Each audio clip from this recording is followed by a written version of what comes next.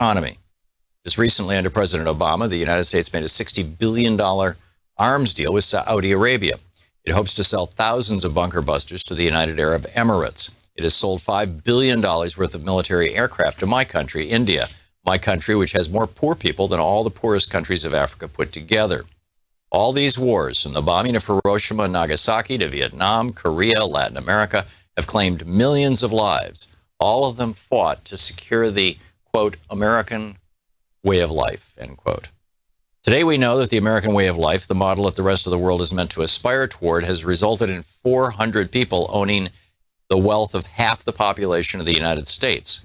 It has meant thousands of people being turned out of their homes and jobs while the U.S. government bailed out banks and corporations.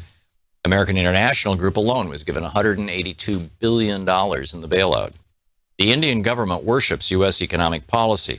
As a result of 20 years of the free market economy, today 100 of India's richest people own assets equal to 1/4 of the country's GDP, while more than 80% of Indian people live on less than 50 cents a day.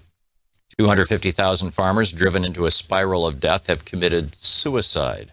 We call this progress and now think of ourselves as a superpower. Like you, we are well qualified, we have nuclear bombs and obscene inequality. The good news is that people have had enough and are just not going to take it anymore. The Occupy movement has joined thousands of other resistance movements all over the world in which the poorest of people are standing up and stopping the richest corporations in their tracks. Few of us dreamed that we would see it, the people of the United States on our side, trying to do this in the heart of empire. I don't know how to communicate the enormity of what this means. The 1% say we don't have demands. They don't know, perhaps, that our anger alone would be enough to destroy them. But there are some things, a few pre-revolutionary thoughts I had for us to think about together. We want to put a lid on this system that manufactures inequality. We want to put a cap on the unfettered accumulation of wealth and property by individuals as well as corporations. As capitalists and Liddites, we demand, 1, an end to cross-ownership in business. For example, weapons manufacturers cannot own TV stations. Mining corporations cannot run newspapers. Business houses cannot fund universities. Drug companies cannot control public health funds. 2, natural resources and essential infrastructure, water supply, electricity, health, and education cannot be privatized. 3, everybody must have a right to shelter, education, and health care. 4, the children of the rich cannot inherit their parents' wealth. This struggle has reawakened our imagination. Somewhere along the line, capitalism reduced the idea of justice to mean just human rights. The idea the idea of dreaming of equality became blasphemous. We're not fighting to tinker with reforming a system that needs to be replaced. As a capist and a Lidite, I salute your struggle. Salam and Zimbad Dad. That's the end of the book. This is from the very opening of it, chapter 1. Is it a house or a home? A temple to the new India or a warehouse for its ghosts? Ever since Antilla arrived in Altamont Road in Mumbai, exuding mystery and a quiet menace, things have not been the same. Here we are, the friend who took me there said. Pay your respects to our new ruler. Antilla belongs to India's richest man, Mukesh Ambani. I'd read about this most expensive dwelling ever built, the 27 floors, 3 helipads, 9 lifts, hanging gardens, ballrooms, weather rooms, gymnasiums, 6 floors of parking, and 600 servants. Nothing had prepared me for the vertical lawn, a soaring 27-story high wall of grass attached to a vast metal grid. The grass was dry in patches, bits have fallen off in neat rectangles, clearly trickle down hadn't worked. But gush up certainly has. That's why in a nation of 1.2 billion, India's 100 richest people own assets equivalent to 1/4 of the GDP. And then Arundhati Roy goes on from there talking about how India is kind of an example of capitalism run amok. Capitalism. This is the Thom Hartmann Program. Hey, happy Friday, TGIF, Shabbat Shalom, Juma Mubarak. It is the end of the week. It's Anything Goes Friday. We will be having a National Progressive Town Hall meeting in our second hour with Congressman Khanna. But that's what's up for today. I've mentioned a few times, I think, this week that my new book, The Hidden History of American Oligarchy, Reclaiming Our Democracy from the Ruling Class, is out. I say that not because I'm trying to sell another book, although, you know, I don't object to that, but I say that because I think that we are really, at this moment, at a real critical turning point. And I'm just going to riff on this for a minute, and then I'll turn it over to your calls for Anything Goes Friday. But here's how it works. Oligarchy is when a government essentially disconnects itself from the people. When a government starts working, has been seized by oligarchs, by the very wealthy, and begins working exclusively for the very wealthy and ignoring the needs and desires of the average working person. And the result of that is widespread cynicism and discontent with the political system.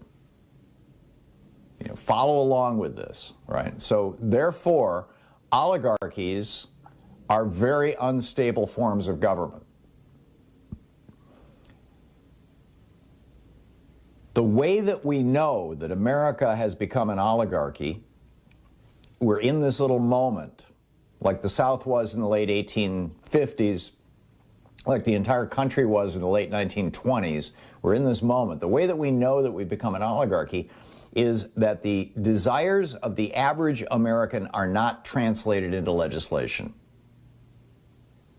Gillens and Page did this amazing study that was published in 2014 that found that before the Reagan Revolution, on average, when people wanted things, they got made into law. Medicare, Medicaid, Social Security, long-term unemployment, educational benefits, housing supports, food stamps, you name it.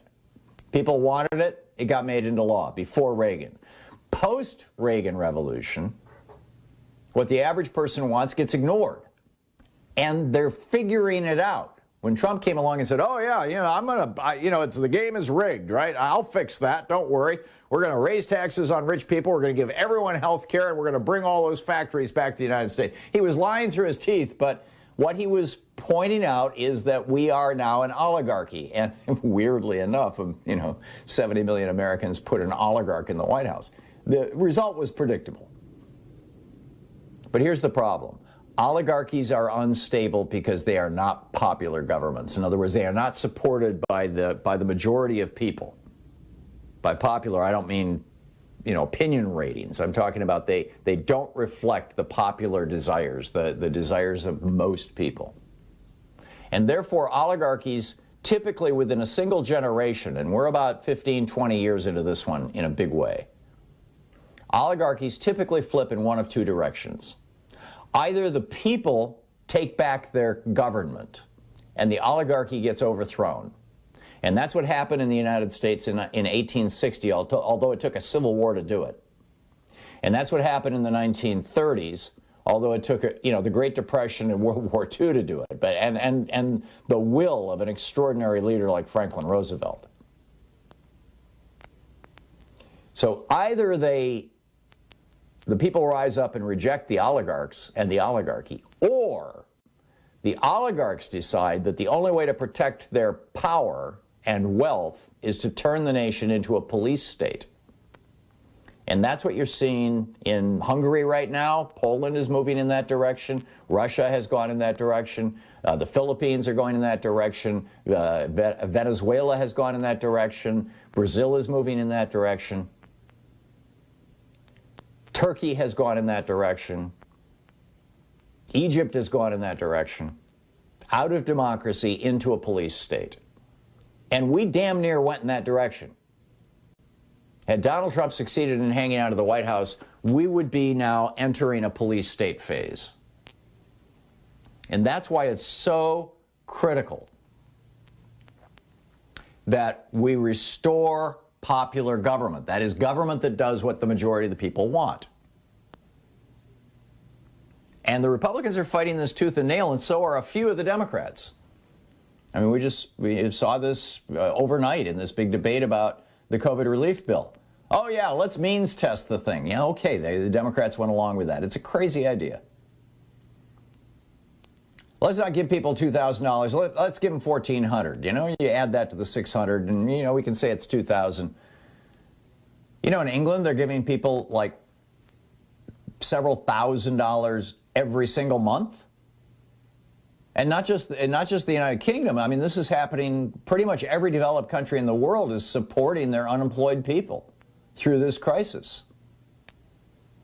And we're doing a pitiful job of this. 40 years of Republicans gutting our unemployment laws and rules and payment schedules and everything else, mostly at the state level, although federal long-term unemployment has been cut in half. That happened during the Bush administration. We have to return popular government. And that's why I wrote this book, The Hidden History of American Oligarchy, and that's why I think it's so important. Whether you read the book or not, I think I've given you enough of the message. You don't need to buy the book. If you want the documentation and the backup, it's there. But just start telling people, this is a critical time. And we've got to end the filibuster so that the Biden administration and Democrats in the House and Senate can actually get some things done. If you want to call your senators about ending the filibuster, the number is 202-224-3121. Write it down. Put it on your refrigerator. Call them regularly. Be nice. People answering the phone have no power. All they can do is communicate your message. And they will communicate it in 2 or 3 words, so be concise. When you call, just say, I support ending the filibuster. Please tell Senator so-and-so that. Okay, all that said, let's start picking up your phone calls here. It's Anything Goes Friday. Omar in Herndon, Virginia. Hey, Omar, what's up? Thank you, Tom. The Honorable Tom, the prophet of democracy, truth, justice, and the American way. Also, make sure you call Joe Manchin. Make sure you call Joe Manchin office because he's holding up. So he needs to pick a side, either with the Democrats or he against them. And I think if he does not come through, he needs to be primary and just send him over to the Republican. We don't need him. But Tom, to your point, man, asking for a sweeping economical and social change is not demonizing the rich. Okay, the rich are getting richer in this pandemic. And a lot of they continue to monopolize the fruit of progress, and they continue to monopolize benefit that help themselves. And the last president that demonized the rich was FDR. He called them manufacturer of wealth, and he gave them political power to enact a lot of different things that help people today. So I say to Joe Biden, be an FDR president. Don't be an LBJ. The American people need that. And survey and study has shown that the American people need a progressive and FDR type of president right now. Study shows it. Oh, history shows it. When governments can't meet the needs of their people, the people rebel. The people, essentially rise up. And the government either changes or it squashes the people. You're watching the government squash the people right now in Russia, in Belarus. There's one other country where there's massive protests going on right now. And Poland, everywhere. Oh, yeah, against Duda. Yeah, you're right. And these guys, Trump and all these other autocrats, they're simply following the playbook that was, most comprehensively laid out step by step over a 10-year period in Hungary by Viktor Orban. That's why I devoted an entire chapter in this book to Viktor Orban and what he did in Hungary, because Trump was literally following step by step his playbook, which started with Orban saying we need to build a wall on the southern border of Hungary to keep out the Syrian refugees. Those brown people from the south are coming. And he actually won the campaign on that and then built the damn wall. He actually did it. Omar, thank you for the call. Amen. We'll be right back. It's 15 minutes past the hour. This is the Thom Hartmann Program. Anything Goes Friday. Reminder, the second hour is going to be Congressman Ro Khanna of California taking your calls for the hour. He's vice chair of the Congressional Progressive Caucus.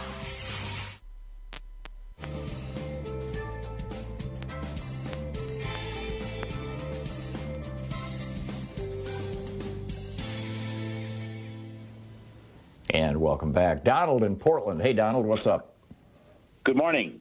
I think we should put Trump and all of the people that were named as being on the January 5th meeting at the Trump Hotel on the no-fly list and revoke their passports, as they are all flight risks.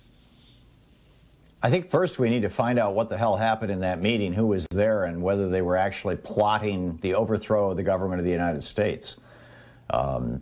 I agree with your sentiment broadly. And a lot of these people who showed up at the Capitol are discovering that they are now on the no-fly list. They are, they're terrorists. But I totally get it. Donald, have you seen anything recently in the press about that meeting? It seems to have just completely dropped off the radar screen. Well, I agree that it has not gotten the attention that it needs, but I've seen, Flynn and Tuberville. Tuberville denied it, and then he showed up in pictures that were taken there, so that doesn't surprise me. But anyway, there's a number of named people. I think, if you just happen to pick up 3 or 4 of the top people that were there, I think some of the Uday and Qusay Trump were there, and, just clip their wings. We saw how successful, I think anyway, that removing Trump from the social media was to clip his visual wings. I think this way we should clip his transportation and moving around wings. And I'd bar him from Amtrak, too, in case any of them would think they could run down from Washington to Georgia on the Crescent Limited or something. And then, then they'd have to get their buddies to pungle up for a private airplane, or then they'd have to come up with some other means to move around. Which they could probably do. But I get your sentiment, Donald, and I do not disagree with it at all. I broadly endorse it, and we need to find out what the hell happened in that meeting. Donald, thank you for the call. Cliff in Santa Clarita, California. Hey, Cliff, what's up?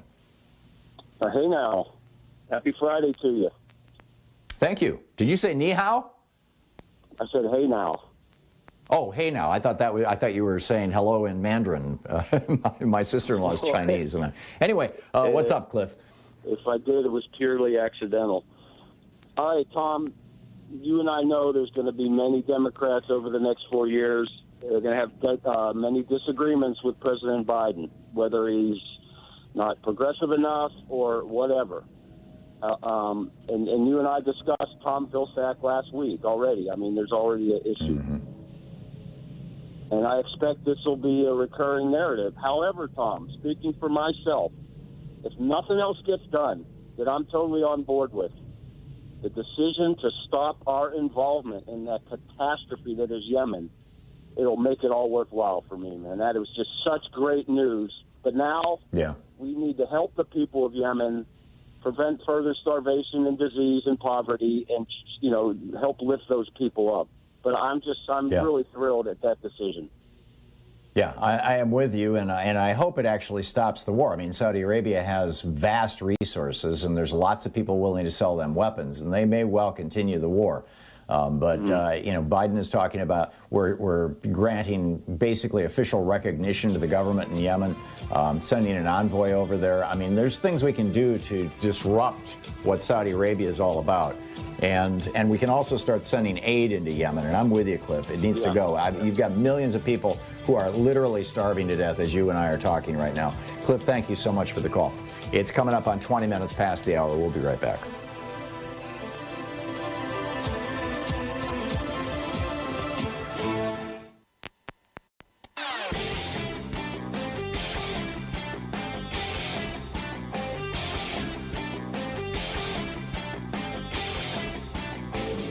You can find an absolutely fascinating library of my writings, including my daily rants, over at thomhartmann.medium.com. Hey, my new book is out, The Hidden History of American Oligarchy, Reclaiming Our Democracy from the Ruling Class. In this book, I trace the history of the struggle against oligarchy from America's founding to the United States' war with the feudal Confederacy to President Franklin Roosevelt's struggle against economic royalists who wanted to block the New Deal. In each of those cases, the oligarchs lost the battle. But with increasing right-wing control, we're at a crisis point. Want to know more? You can sign up for 3 virtual book events. Powell's virtual event, In Conversation with David Corton, is Tuesday, February 2nd at 5 p.m. Pacific Time. The Seattle Town Hall virtual event is Thursday, February 4th at 6 p.m. Pacific Time. And the Books and Books virtual event, In Conversation with David Corton, is Tuesday, February 9th at 4 p.m. Pacific Time. Come support your local bookstores and hear about my new book on oligarchy. The links are all over at thomhartmann.com.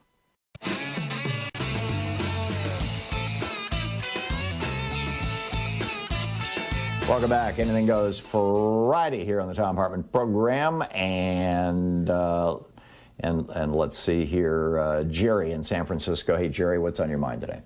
Hey, Tom. What's on my mind? I don't know if you've saw this footage on CNN during the insurrection. It only lasted a few seconds, but it was really powerful to me after being a teacher and an administrator in public schools for so many years. This young man looked into the camera in tears and screamed, "You made me! You made me!" And did you see that? No, and I don't understand what the meaning of that is. Well, for me, and again, as being an educator for so many years, dealing with a lot of disaffected youth, people who find school. He was one of the people who was storming the Capitol.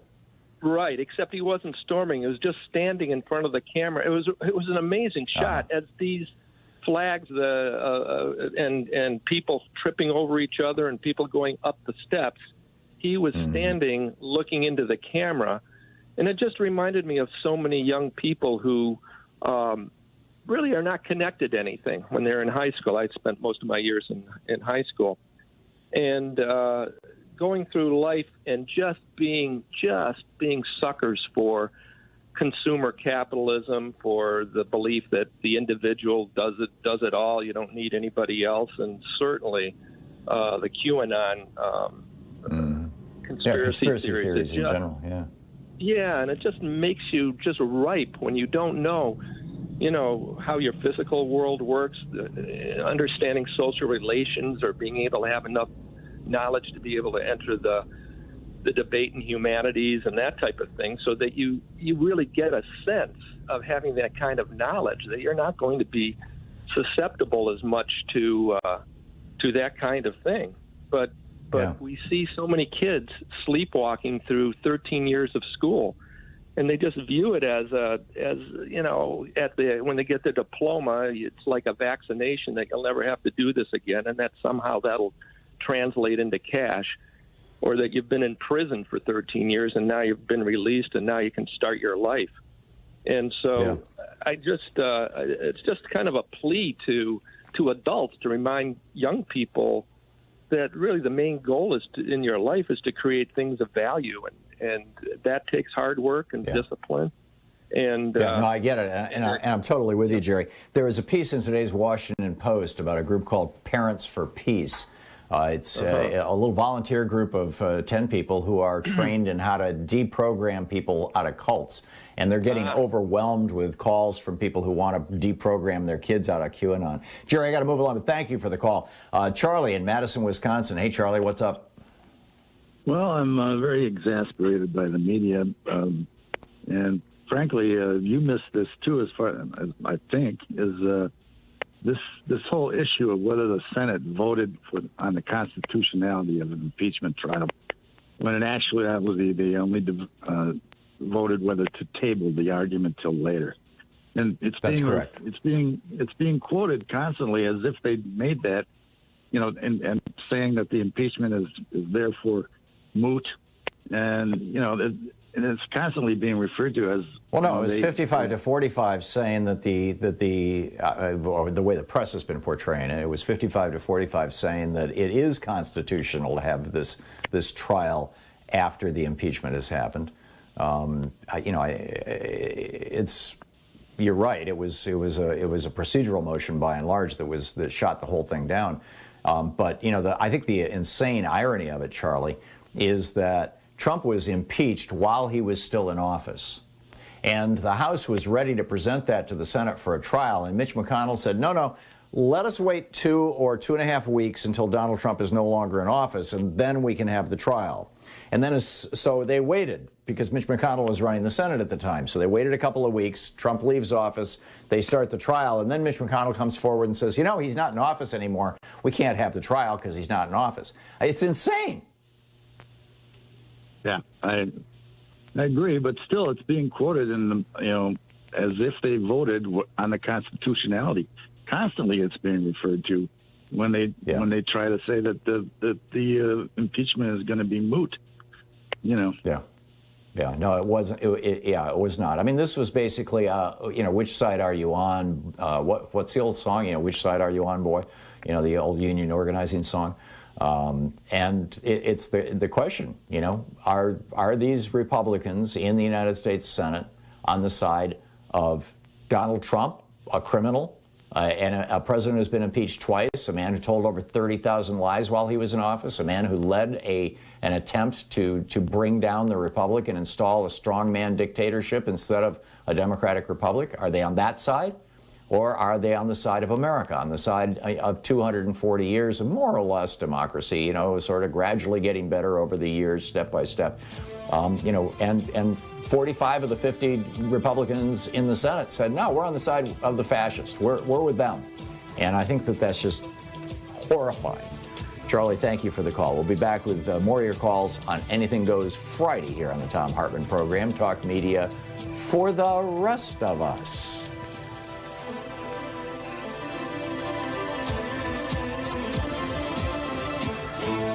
You're listening to the Thom Hartmann Program. Call 202-808-9925. By the way, I've got a new op-ed out calling for a new 74% top tax bracket. It's at thomhartmann.medium.com.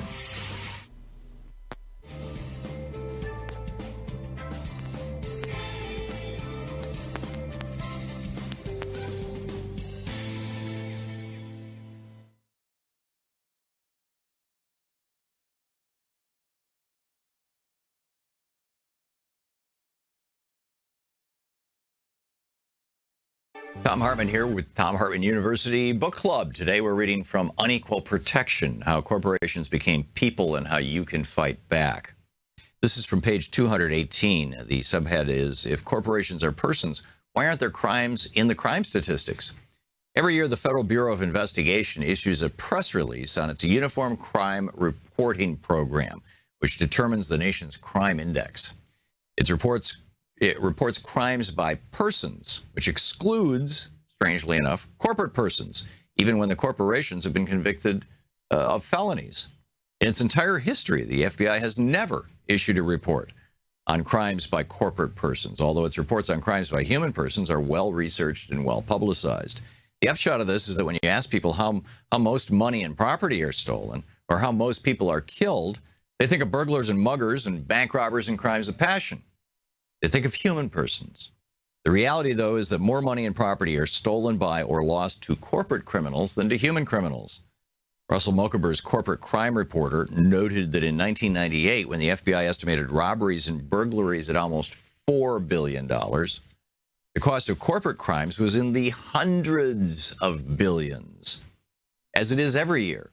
These include security scams that ran around $15 billion that year, car repair fraud that hit around $40 billion that year, insurance swindles and corporate fraud found on your health insurance, HMO, and hospital billings that runs between $100 and $400 billion a year, 100 times greater than all the burglaries in the country combined. Then there are the occasional really big crimes like Neil Bush's savings and loans scandal that then Attorney General Dick Thornburgh called the biggest white-collar swindle in history, or the actions of banksters and defense contractors that get no investigations whatsoever from either the Bush or the Obama administrations. More people die as a result of corporate activity than because of the actions of deranged killers or overwrought spouses. According to the Corporate Crime Reporter, the FBI reported that 1998 saw about 19,000 Americans murdered at the hands of other people. But that same year, 56,000 people died from work-related diseases like black lung and asbestosis that went unreported by the FBI. And many times that number died from the silent violence of pollution, contaminated food, hazardous consumer products, and hospital malpractice. Much of the human death caused by corporate activity has arguable benefits. For example, the many cancers caused by compounds associated with plastics or pesticides. But the cost of these deaths isn't factored into the unit cost of the products. So there's no financial incentive for industry to develop toxin-free or toxin-reduced alternatives, or to use the more expensive but less toxic alternatives that already exist. This is a process known as internalizing profits and externalizing costs. The corporation profits from the toxins, and the public pays for the cancers, both in healthcare costs and lost productivity from sick and dying workers. It's been a standard operating procedure for centuries and was pushed back against for only a few decades in the 1960s and 70s with the consumer movement that came out of the publication of Rachel Carlson's book Silent Spring and Ralph Nader's book Unsafe at Any Speed.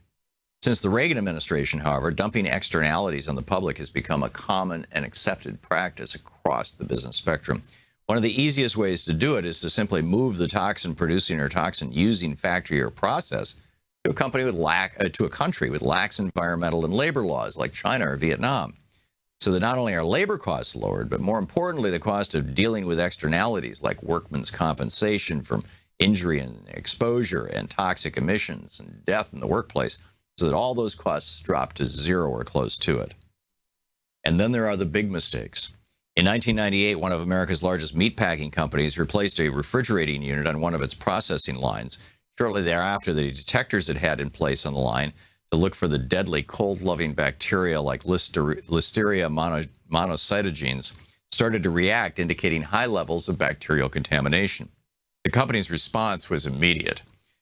Carolyn Smith DeWall of the Center for Science and the Public Interest told reporters Russell Mulcaber and Robert Weissman, quote, "Then their studies started coming up positive, so they stopped testing. This company's Fourth Amendment right to privacy blocked surprise inspections by the government." They're a person, right? The detectors were apparently turned off for a full month before the Centers for Disease Control, frantically trying to find the source of the bacteria that was killing people, mostly children, all over the United States, used DNA fingerprinting to track the bacteria that was causing the nationwide outbreak of Listeria back to the plant, provoking a nationwide recall of millions of pounds of the product. But during that month, hundreds of people consuming this company's products were sickened by Listeria, and 21 humans died from it. U.S. Attorney's Office, according to Mulcaber and Weissman, said, quote, "There was insufficient evidence to bring a felony charge against the company. Instead, the company paid a $200,000 fine and issued an unprecedented joint press release with the Bush administration's USDA that managed to say that the company had paid the fine without ever mentioning the brand name of the product that had contaminated and caused the deaths." This is truly amazing. I mean, corporate crime costs us more and kills more people, and we don't even talk about it. It's amazing. Anyhow, the book is Unequal Protection: How Corporations Became People and How You Can Fight Back.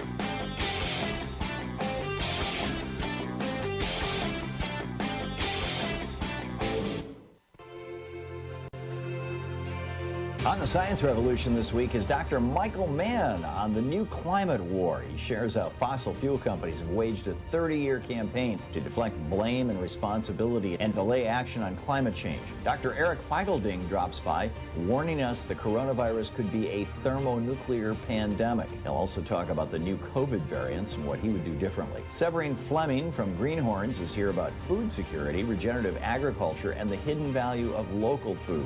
Tune into the Science Revolution wherever fine podcasts are available.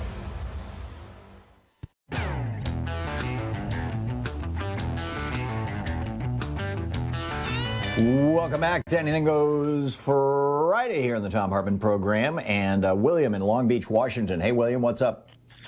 Hi, Tom. I want to know when Reality Winner will be released. That's a damn good question. Yeah, it's humiliating. It's humiliating. Rittenhouse, Skip Bail, brown shirts and white collars have been, exonerated, and there's allegations of sexual assault on her. It's humiliating. It's insulting. It's cruel.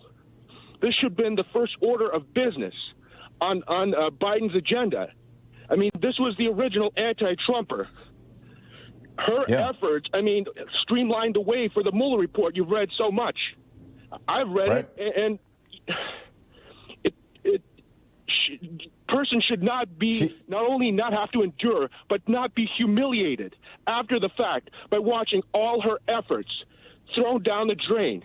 It is cruel. Yeah, it is incredibly cruel. I am completely with you, William, and I would, I think that Reality Winner's case needs to be brought up, and it needs to be brought up more often.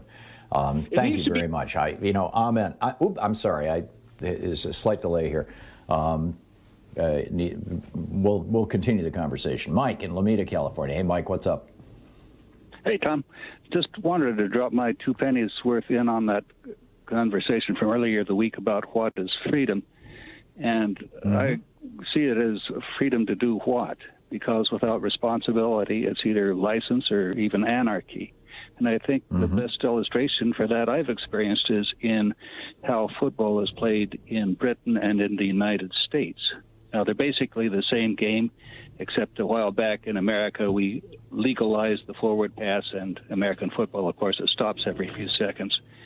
But at the same time, there's a very great difference in the way the crowds deal with the situation. About the time Reagan was coming in, this fad grew up in America where the crowd would try to make a bunch of noise and drown out the signals of the opposing players. And it even got to be celebrated in Seattle. They call it the 12th man. So they're endorsing the idea of not having a fair game, of having an unequal match. In Britain, on the other hand, in the rugby match, when a penalty kick is coming up, instead of the Jumbotron saying, make noise, it says, respect the kicker. And the whole stadium, 70,000 people, goes dead silent. You could hear a pin drop because they want their freedom to make noise to be abated in the interest of a fair match. Right. So the freedom of watching a fair game is more important than the freedom of being obnoxious or making noise. That's fascinating, Mike. Right. I didn't know that. That's absolutely fascinating. Thank you very much. I appreciate the call. Mark in Las Vegas. Hey, Mark, what's up?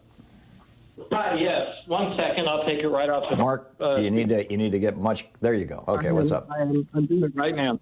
Okay, I'm off speakerphone. Hello?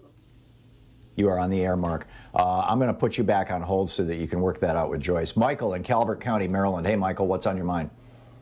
Yes, Tom. Thanks for taking my call.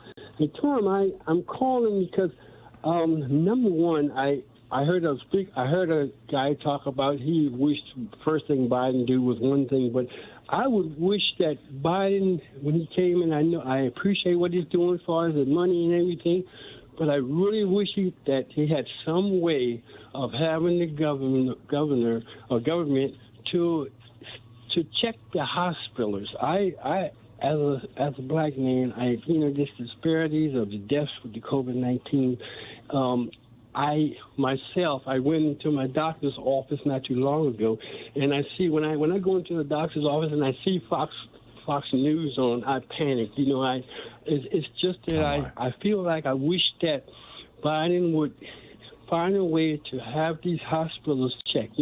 Dr. King didn't die from the shooting. Dr. King was killed in the hospital. I look at the hospitals as a perfect storm where you can't come in, no one can monitor what's going on in there, and I see the people showed me at the Capitol how far they will go for this man, and I just feel so helpless.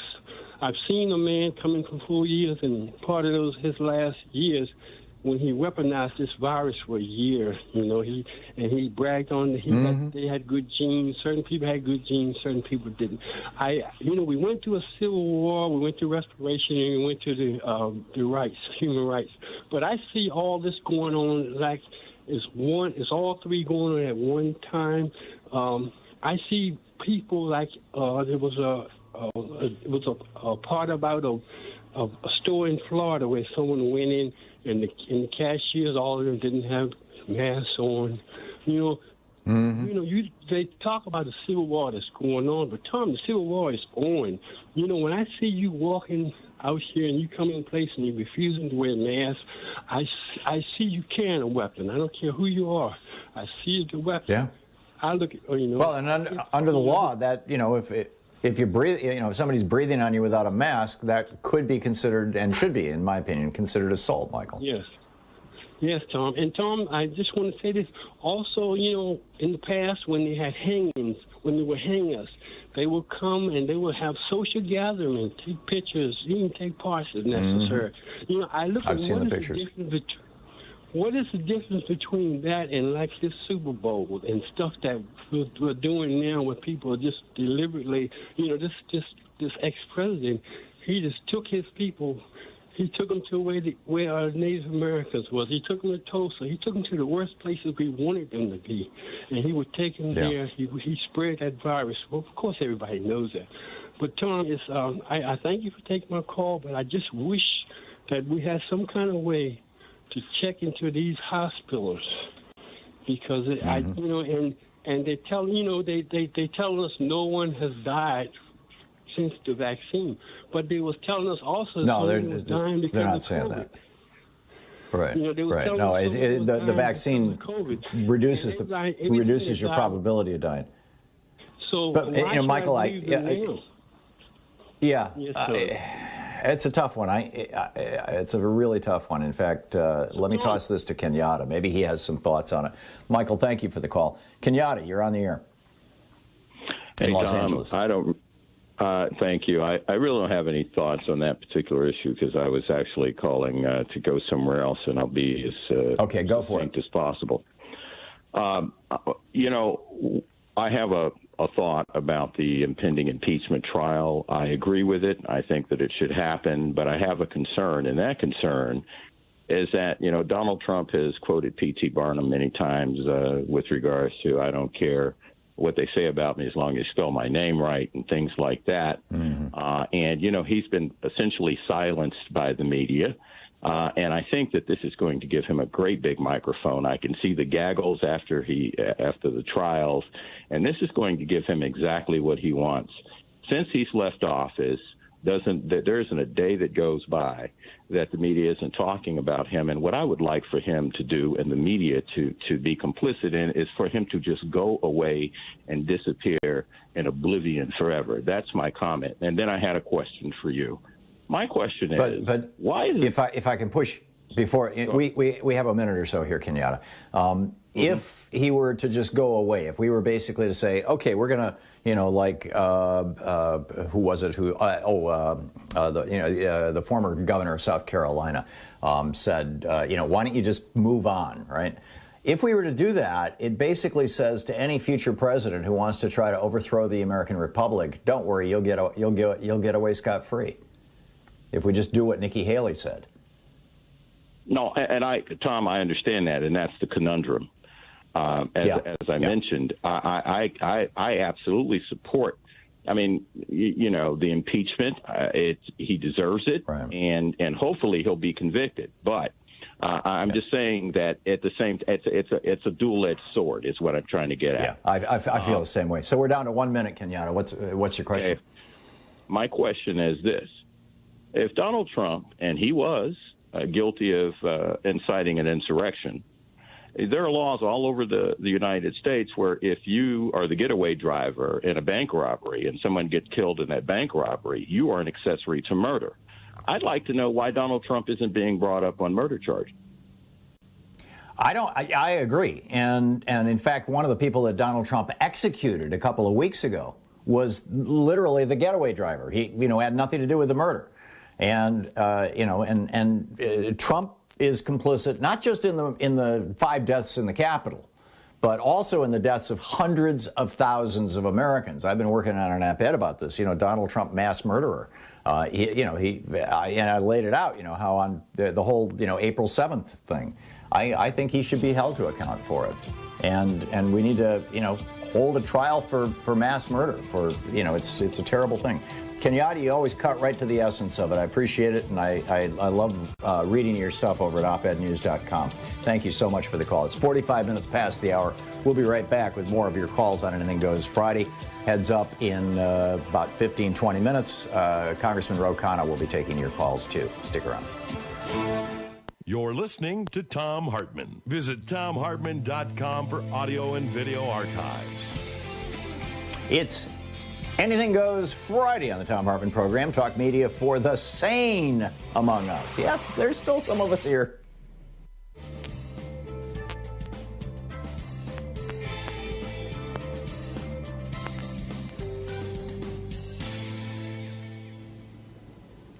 And welcome back. Let's see here. Jeff in San Francisco. Hey, Jeff, what's on your mind today? Yeah, I was wondering, what would be the best way for us to get unions back into the fold? Could we have a general strike one day, like a May Day, where, let's say, we have to change our laws, Jeff. The problem that we have right now is that the Supreme Court has, and numerous laws in various states, these so-called right-to-work laws, all coming out of Taft-Hartley, this amendment to the National Labor Relations Act that was passed in the 1950s, in 54, I think it was, that have really gutted unions and made it much harder to organize unions and made it much easier to break unions. We need to change those laws. This is something that needs to be done at the level of government, because the impediments to unions were put into place at the level of government, starting with the Reagan administration. Would that, would that be at the state level or be the federal level? Or, both. It would be, or it'd be both. Maybe you could ask. You've got about half Khanna about their, Yeah, about half the states have these so-called right-to-work laws that really make it hard for unions to operate, and in the other half of the states they're being pushed. And then of course we've got the federal right-to-work law, the Taft-Hartley. So that's where we need to go. But I'm with you. I'm completely with you. Thank you for the call, Jeff. Oh, I'm sorry. Damn, this quarter-second delay keeps getting me. Mark in Las Vegas. Hey, Mark, what's on your mind today? Hi, yes. Sorry, I apologized earlier. My wife is making me clean at the same time I'm trying to talk to you. Anyway, a couple of things really quick. One, you made my point on the impeachment. He was impeached while still president, so that argument goes away. My analogy is the CEO. Now, a CEO commits a crime, and he's going to be indicted for that and then go to trial. And in the meantime, the company fires him. Well, he doesn't get off just because he's fired from the job. He's still going to be tried, and deservedly so. So I don't see why that thing that we had for a president, sorry, hard for me to say his name, should get off under that same idea, Yeah. No, I'm with you, and he's, as Kenyatta pointed out, or maybe the caller before him, Trump is now taking, they're reporting over at Raw Story right now that Trump is planning a national tour, a nationwide tour. Right. And, of course. He's can going to... I make one other quick point? Sure, go for it. The earlier caller talking about vaccinations, I know in the minority community that they're very suspicious of the medical establishment because of the Tuskegee, where the African-American gentlemen were allowed to languish. But I would point out that it wasn't because of medical treatment that they ended up with the problems. They ended up with the problems because they were denied treatment. And in that sense, they were lied to. They were told they were being treated. Right. They were told that they were being treated, but they were being given placebos, essentially. That's correct. Right, but they weren't. The point is that they could have been treated properly. And it's the same thing with vaccinations. To deny getting a vaccination is to put yourself, your family, and your community at risk. Yeah, I'm with you, Mark. Mark, thank you for the call. It's coming up on 10 minutes before the hour. I just did a really deep dive over the last 6-8 months into the racist roots of our healthcare system in the United States. That book will be out at the end of the summer, The Hidden History of American Healthcare, and it is mind-boggling. Anyhow, we'll be back.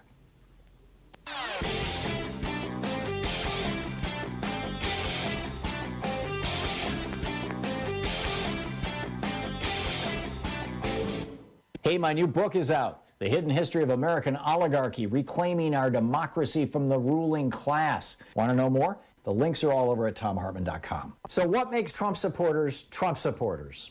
Good question, right? Well, Psychology Today did a deep dive into a whole bunch of literature on this and a number of studies, and concluded that there were 5 characteristics that crossed right across virtually all Trump supporters.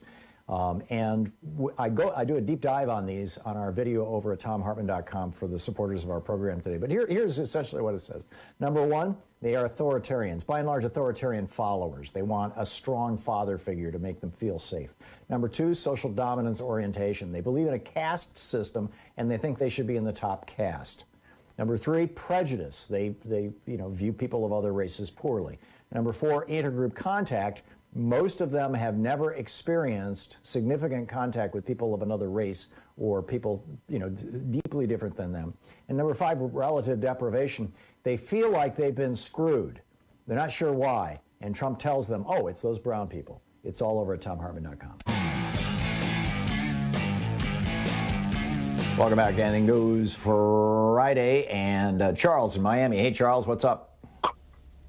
Hey, how you doing, Tom? I just heard that last part that you were describing, and I feel like Republicans know better, and it's not that they don't know better. They know better, but they have to have somebody to blame. With regard to what? In regards to the minorities, people that don't look like them, they, whatever they're going through, that's probably, they think that's going to destroy their lives. It's not that they don't know better. They have common sense, but it's just that they need someone to blame. And that's part of white supremacy as well. And it bothered me over the weekend that it feels like we've fallen into this Republican narrative that, this was some sort of a riot. No, this was a treasonous act that they did. I don't even think that we need to impeach Trump. I think we need to have a military tribunal, and we need to get every one of these people, and especially Trump, for treason. And that's why I told you the other day, one of my questions was, are we giving the Joint Chiefs a pass? But that's not what I called for. My thing is this. I've lived through Ronald Reagan. That's as far as my memory goes. And I've seen Democrats file into the White House and come out, and then they vote whatever Ronald Reagan wanted. Now, I don't know if these were Dixiecrats. I don't know if these was modern, moderates. I don't know, because I was a little kid then. But from that point on, it could be from further back too, but from that point on, in my recognition, everything that the Republicans want when they get in power, there's no question. They're not changing anything. They're not capitulating unless if we revolt to the point where Republicans are amongst us too, and they have to back down. So now, the Democrats has promised, they campaigned 2020 that they're going to make certain changes come hell or high water. Now, I'm very proud of what I've seen so far with President Biden this afternoon, because he was, I guess, saying that the problems are so big that we can't back down from the number that we have, even though Republicans have. And, we've tried to at least come together with them. There is no coming together for an intransigent group. These people are stuck where they are stuck because since, I guess, 2000 or even before that with George Bush, we've always just laid down and let them have their way. And I like to use a football analogy if I can. Usually when you see Tom Brady go back, he's one of the most successful quarterbacks to win the Super Bowls. He has an offensive line in front of him, some big guys to block, and he has to go back to a certain spot where he feels comfortable, where nobody will touch him. And he can make the passes, and he can win the game by, just running the offense the way he wants to. Well, since Ronald Reagan has been president, they've always had that leisure to just go back to their favorite spot and throw the ball. As far as I'm concerned, there's never been a Democrat that has had that leisure. So we need to also hold Biden administration and all these Democrats, Joe Manchin included, Kristen Sinema. I called them both this week, and I let them know that, the blood is on their hands practically if they don't get rid of this filibuster. But what I'm saying is the Democrats need to fall back, drop back, and Biden needs to find his sweet spot where he can throw that pass and throw that touchdown. And we can't let him get off the hook, and we can't let Democrats slide underneath and, we don't get our way. This is America. It's for the people. I voted. A lot of people voted, and the rich need to sit back right now and pay their fair share of taxes. Amen. You are singing my song, Charles. Thank you so much. Bruce in Petaluma, California. Hey, Bruce, the last minute is yours, and then we're going to pick up Khanna after the break. What's up? Hi, thanks for taking my call. I have a kind of a petty thing I want to talk about, but it has something to do with that's dangerous for the operators. It's in every city. You hear them every day of the year, especially in spring and summer. It's the gas-powered yard equipment. It's extremely poisonous for the operators. It's noisy. It also has electronic machinery that could replace it. But the operators don't want to use that because these machines keep running. And they're really dangerous for the people that are running the machines. They're breathing this toxic, really awful air all day long. Right. And they don't have catalytic converters, and so they're pumping out exhaust that's far more poisonous than sniffing the tailpipe of a car. You bet. It's oil and gas mixture. It's like a little diesel engine running. And it's totally unnecessary because there are electronic and battery-powered yard equipment, and that would be jobs creating those machineries. There would be sales money to be made. I mean, it's an industry just waiting to be unleashed. And here we are. Everyone's got to listen to these things and smell these things. And these poor guys I hear one going off just down the road from me right now. So I am totally with you, Bruce. Bruce, I got to run. But thank you for the call. Your point was well made. We will be back. Congressman Khanna will be here with us for the hour in our National Democratic Town Hall meeting. Back with your calls for him in just a moment. You're listening to Thom Hartmann.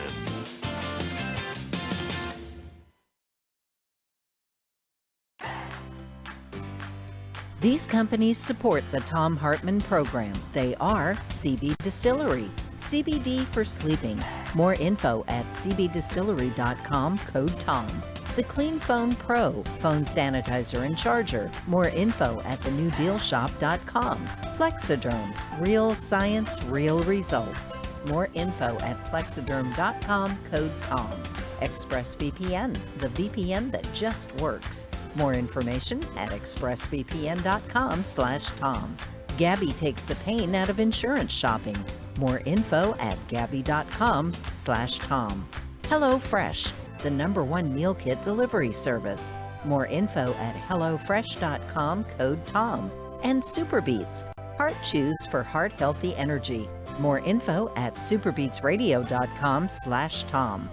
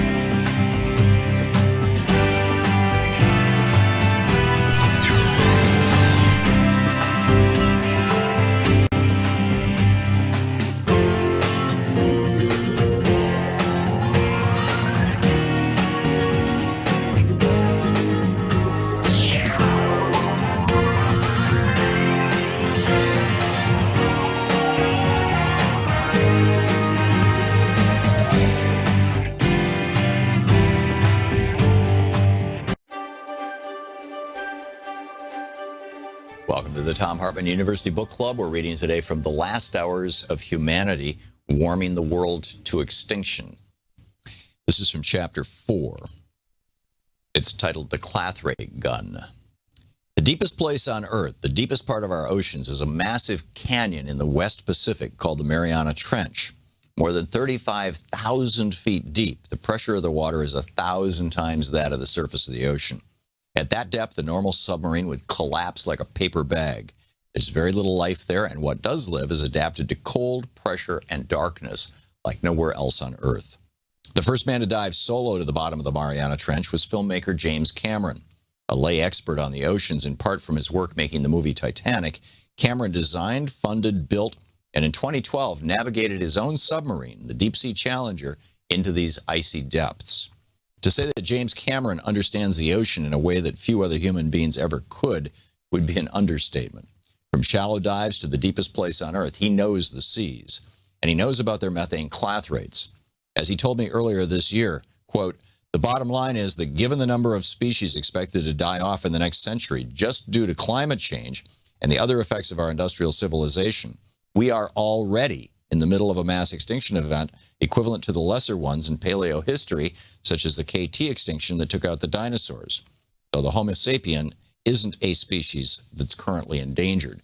However, the clathrate gun scenario, James Cameron said, changes that. It doubles down on an already bad situation, putting us on the hit list as well.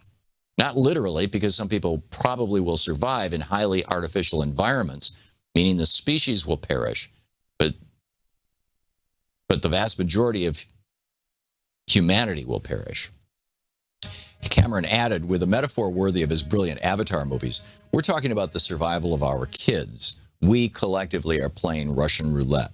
We're putting a gun to their heads and going click, click, click, a clathrate gun. Only discovered in the serious way in the 1960s, there is so much methane in the form of clathrates, such as the frozen methane slurry on the floor of the continental shelves around the oceans of the world, that it's at least double all the known underground coal, oil, and gas on the entire planet. Peter Ward, the paleontologist at the University of Bristol, told me, quote, methane is way worse than carbon dioxide. It's inert right now in the soil. It's not affecting anyone in any way. When you warm it, though, it becomes a gas, and then it starts acting immediately as a greenhouse gas. So this is an immediate and very short-term threat to human civilization.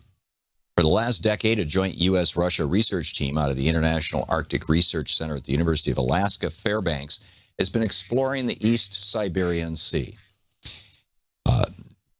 Arctic. They are looking at the bottom of the seafloor where once stable reserves of frozen methane have begun thawing and bubbling up into the atmosphere.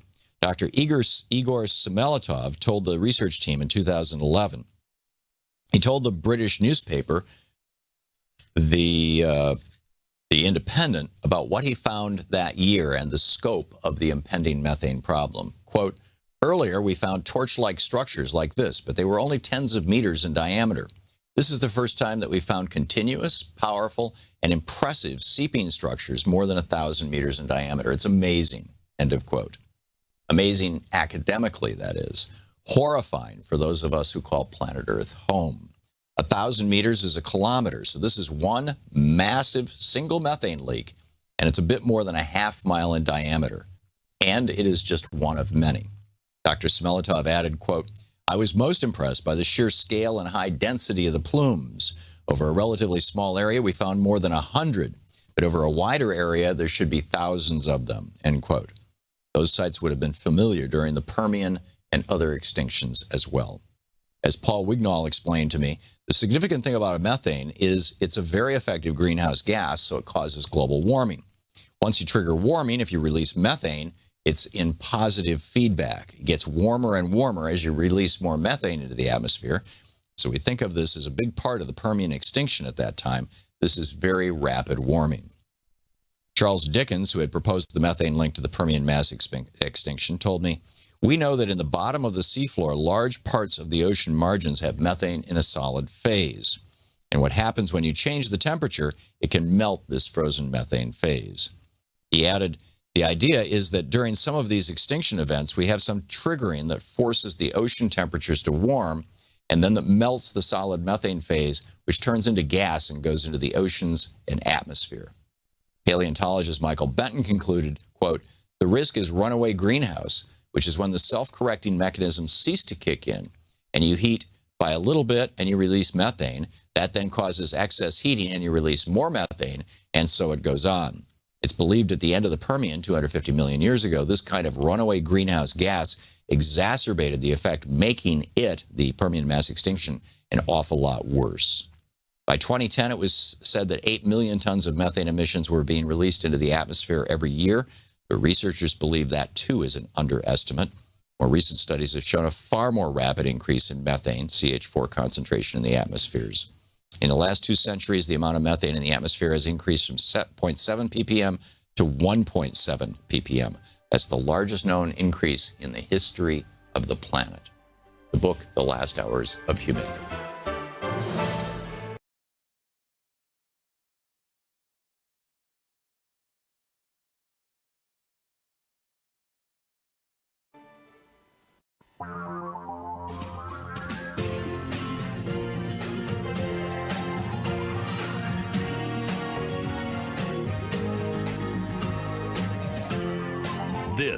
is the Thom Hartmann Program. Welcome back. Thom Hartmann here with you. We are going to do a National Progressive Town Hall meeting for the next hour. Congressman Khanna, representing the 17th District of California, Vice Chair of the Congressional Progressive Caucus, is with us for the hour, taking your calls at 202-808-9925. And Congressman, welcome back. Before we begin picking up calls, I'm wondering, what's on your mind? I know that you may have to drop out a little bit during our conversation to go vote. We'll stipulate that. But what do you see going on here that we need to know about or you want to put out there? I appreciate that. Yes, I may have to drop out just for 2 minutes as I go through the metal detector, unlike some of my colleagues that hand over my phone. But,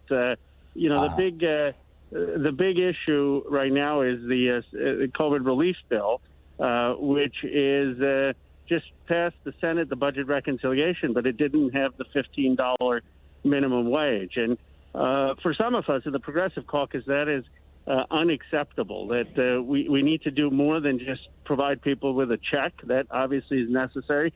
We need to start making structural changes in our economy. And if in a pandemic, with the value of essential work, if we're not going to raise the minimum wage now, which is a starvation wage at $7.25, when are we going to do it? So the Progressive Caucus has been having conversations that it's a red line for us on the House bill. We need to have the minimum wage in there. And then the hope is that the leadership, when they go to conference, will insist that the minimum wage is in the bill, the $15 wage that gets to the president's desk. That's great. That's great. I understand Joni Ernst of Iowa was the one who led the charge against having the minimum wage in this legislation. I don't know what to say. No, did she lead the charge? She bragged about it. She tweeted out about it, saying how proud she was of eliminating the $15 minimum wage. You don't listen to data. I mean, it's no longer theoretical. I mean, economists have studied this, and there's a consensus that at least to $15, it does not have a negative impact on employment. If anything, it has positive impacts because people end up spending that money. Now, you can debate at some level it may have a negative impact, but that's not the case at $15. And this has been studied extensively, and the frustrating part is people just don't, on the other side, look at the data. Yeah. Well, I think people on the other side are listening to the very wealthy people and corporations that would prefer to continue exploiting labor. I don't think they give a damn about the data, respectfully.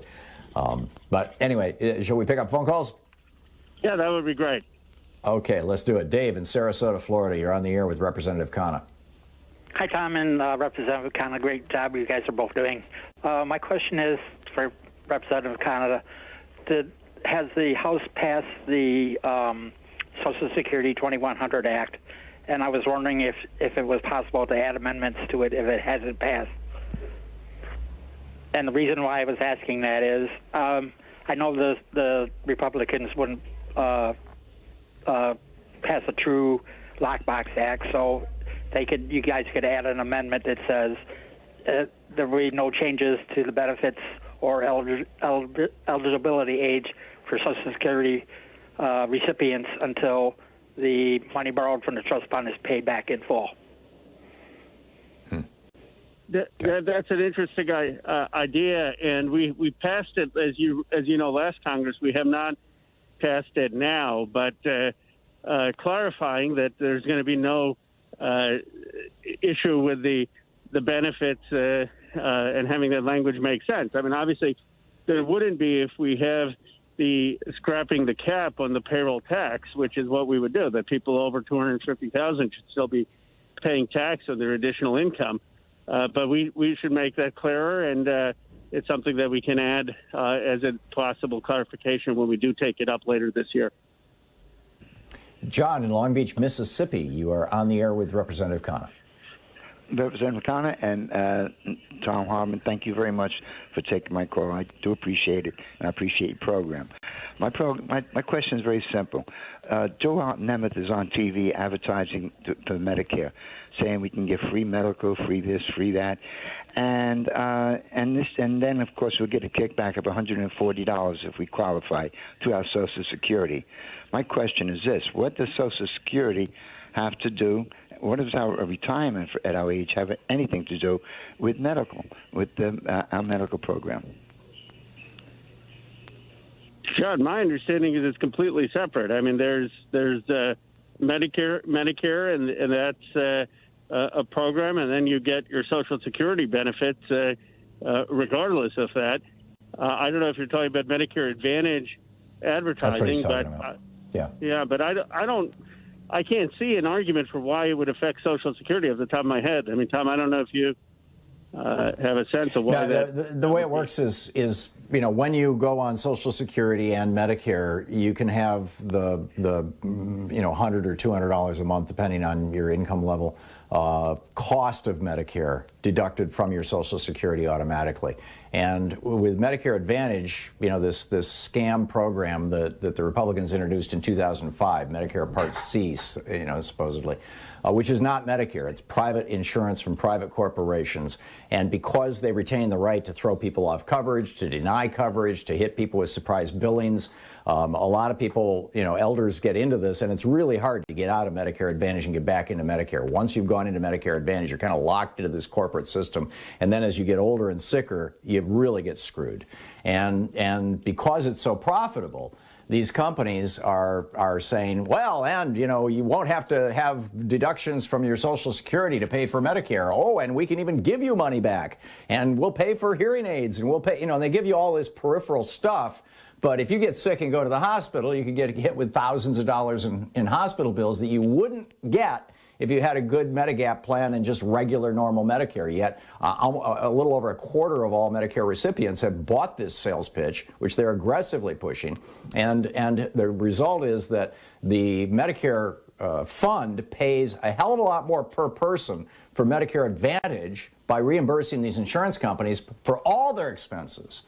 And there's mind-boggling fraud in this. This is my next book. It'll be out in 6 months, and I just spent a year researching this, and it's just incredible, the scam of Medicare Advantage, and that's what he's referring to. So, thank you, end Tom, of for that rant. explanation on the deduction. Yeah. There's not a single sentence I could add in addition to that excellent explanation. I'm looking forward to getting your book when it comes out. But I agree with your the colleague sentiment completely. And your colleague Mark Pocan is right with me on this, because he's been going through this, trying to get his mother out of Medicare Advantage and back into Medicare. And you could, I'm sure he'd be glad to tell you war stories.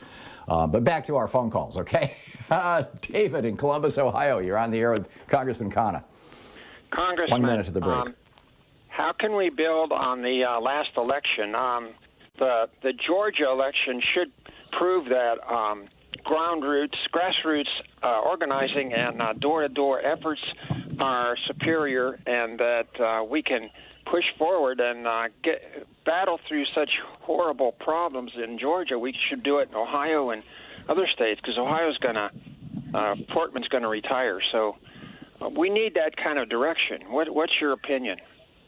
David, you're absolutely right. I mean, Stacey Abrams, of course, did a brilliant job in organizing at a grassroots level, and I think it shows that you can't just organize during the presidential campaign. You have to have a leadership and infrastructure that is registering voters, organizing well before the election, and that's what she did, and it led to President Biden winning that state, and led to Ossoff and Warnock winning that state. I'm optimistic about Ohio. I've urged Tim Ryan to get into that race. Tim and I did the $2,000 a month bill, and I think he's going to do it. So that gives us a good shot.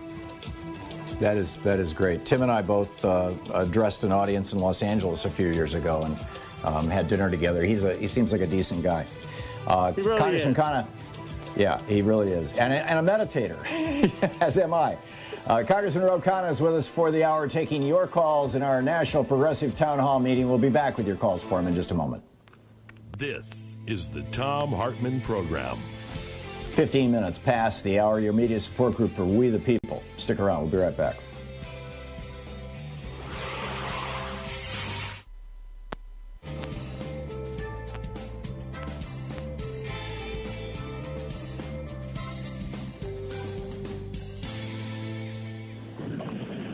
And welcome back. Larry in 29 Palms, California. You're on the air with Representative Khanna. Good afternoon, Larry? Good afternoon, gentlemen.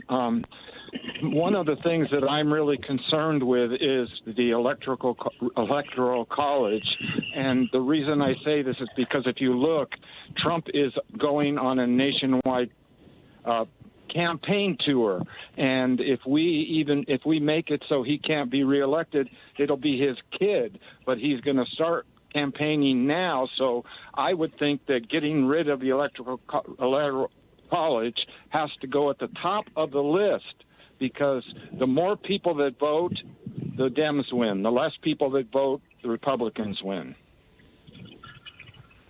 Well, Gary, I agree with you on the challenge of the Electoral College. I think as a practical matter, the best way to get there is this compact of states that says that the state will vote for whoever the popular vote winner is. And we just need enough states to get to 270 to, as a practical matter, make the Electoral College and no longer operative. But while we work on that, we have to continue to work on creating economic opportunity in these battleground states and registering our voters and organizing, because the 270 compact is something that may take years. And I agree with you, while we would win almost every national election, the Electoral College and the structure of the Senate make it much more competitive. And we have to just understand that's the reality and operate under it.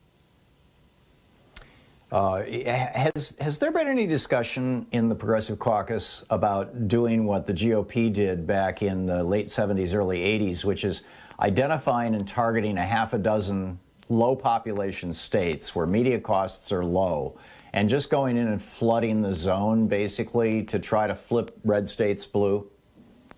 Yes, there actually has, and not just with candidates, with a sense of let's create massive jobs there. I mean, it's much easier to create a lot of jobs in a state like Wyoming and try to make an impact than in a state like Texas. Let's try to register voters. Let's try to have a great infrastructure. So there is a thought about can we target 5-6 key states and really show that a progressive vision can win, and take some of what Stacey Abrams did in organizing and combine that with economic development and try to flip a few states. I think that is a constructive effort given the constraints. We can long-term work towards the compact of 270, but if it, we're not the constitutional amendment, we just don't have the votes. And so we have to, at the same time, recognize the reality and work towards winning in that system. Yeah, I think Montana, Wyoming, North and South Dakota. I think they're less red than we think. I may be wrong on that. Maybe they're just pickled in Fox News, but I wouldn't cross that. Yeah. Pardon? Yeah. Go ahead. And Montana is, in particular, I think, is a state. I mean, Bill Clinton carried Montana. We forget that, but it's not a state that is out of reach. Yeah, I totally agree. We're going to hit a break here in about 3 seconds. So Congressman Ro Khanna is with us taking your calls for the hour. It's our National Progressive Town Hall meeting. We'll be back with more of your calls for Congressman Khanna in just a moment. It's coming up on 20 minutes past the hour. We'll be back in just 1 minute as I do a live read over on the commercial side and you hear a promo here. Stick around. We'll be right back.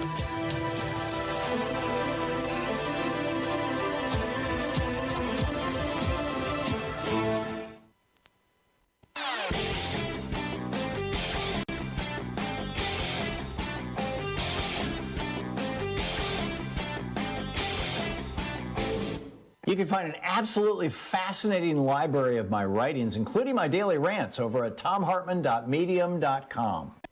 Hey, my new book is out, The Hidden History of American Oligarchy, Reclaiming Our Democracy from the Ruling Class.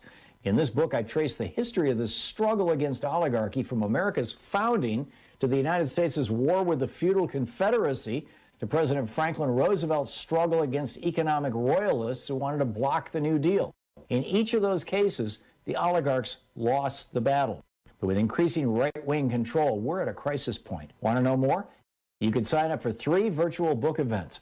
Powell's virtual event, In Conversation with David Corton, is Tuesday, February 2nd at 5 p.m. Pacific Time. The Seattle Town Hall virtual event is Thursday, February 4th at 6 p.m. Pacific time. And the Books and Books virtual event in conversation with David Corden is Tuesday, February 9th at 4 p.m. Pacific time. Come support your local bookstores and hear about my new book on oligarchy. The links are all over at thomhartmann.com.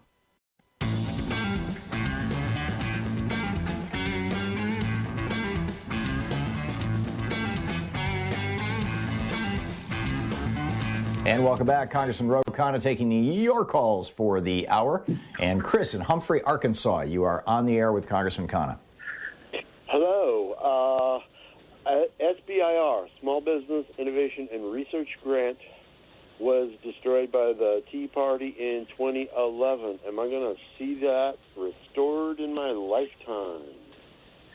Chris, thank you for raising that. I mean, it's one of the best programs, SBIR. What it was intended for is to provide loans, to provide grants for innovative small businesses, things that were going to innovate in clean energy jobs, in advanced manufacturing, in biomanufacturing.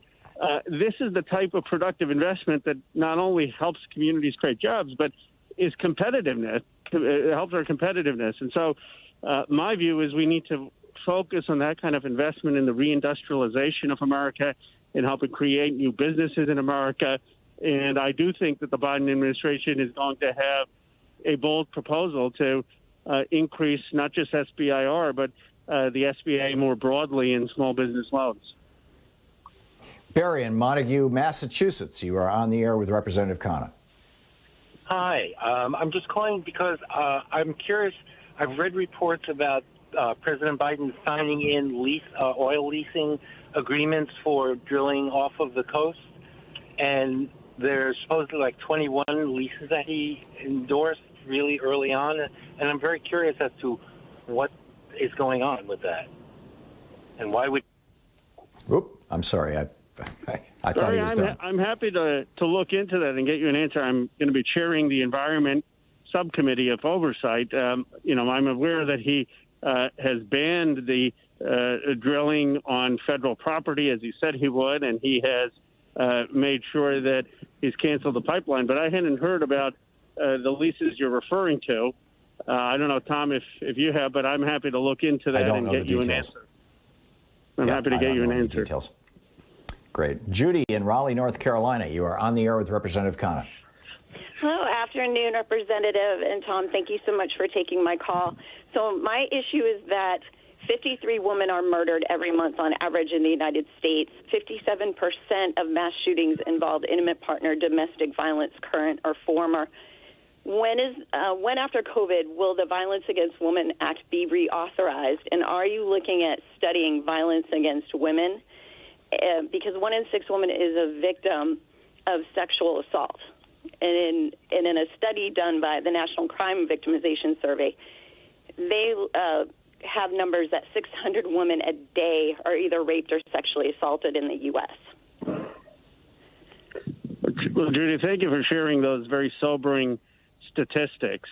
We absolutely need the CDC to be studying the epidemic of gun violence and specifically how it affects gender and race, and look at concrete steps that we could take, such as red flag laws that allow people to go to a court and have a ruling that someone is a danger to them or to the community or their family, and be able to take that gun from them before they actually cause harm. I'm confident we're going to have the reauthorization of the Violence Against Women Act, partly because President Biden was the author of that act. And so we will have that reauthorization, but we need to make sure it's stronger and combined with gun laws and CDC authorization to study the issue and make recommendations. Sean in Los Angeles, you're on the air with Congressman Khanna. Hi, Congressman and Tom. I wanted to know if there's going to be an investigation into Operation Warp Speed, specifically regarding the COVID vaccine and how they were awarded. There was a company, Inovio, they were first in line for the vaccine, yet they've been stalled by the FDA and other companies and allowed the other companies to get in front of them. And with all the people that died, I don't think that's right. Well, Sean, thank you for raising it. I'll raise it with Carolyn Maloney, who's the chair of our oversight committee, and I do think it should be looked at how those funds were distributed. I mean, the irony is that Pfizer, which was first out to come up with the vaccine, my understanding is took no money from Warp Speed. So the question is, where did that money go? What was the criteria that was used for it, and how effective was it? It seems to be a very reasonable thing to investigate, and our oversight committee would have jurisdiction over that. So I will raise it with the committee. We have 35 seconds to the break, Congressman. There was a piece in the New York Times a day or three ago about all this money that seems to be missing from various federal programs, and nobody knows where it went. The question, did some of this go into the pockets of Trump and his cronies? Are you guys looking into that? We absolutely will. I mean, for all of the Republican now concern about deficits and wasteful spending, I mean, there was no oversight when Trump's the administration was in charge, and now that we do have the oversight ability, subpoenas, and an administration that will comply, we are absolutely going to investigate that. Good. That's great. We'll be back in about 5 minutes here after this break at the bottom of the hour with Congressman Ro Khanna. He represents the 17th District of California in the U.S. House of Representatives, Vice Chair of the Congressional Progressive Caucus, taking your calls for the hour in our National Progressive Town Hall meeting. We'll be back with more of your calls for Congressman Khanna right after this. You're listening to the Thom Hartmann Program. Call 202-808-9925. It's the place where despair is not an option. We'll be right back.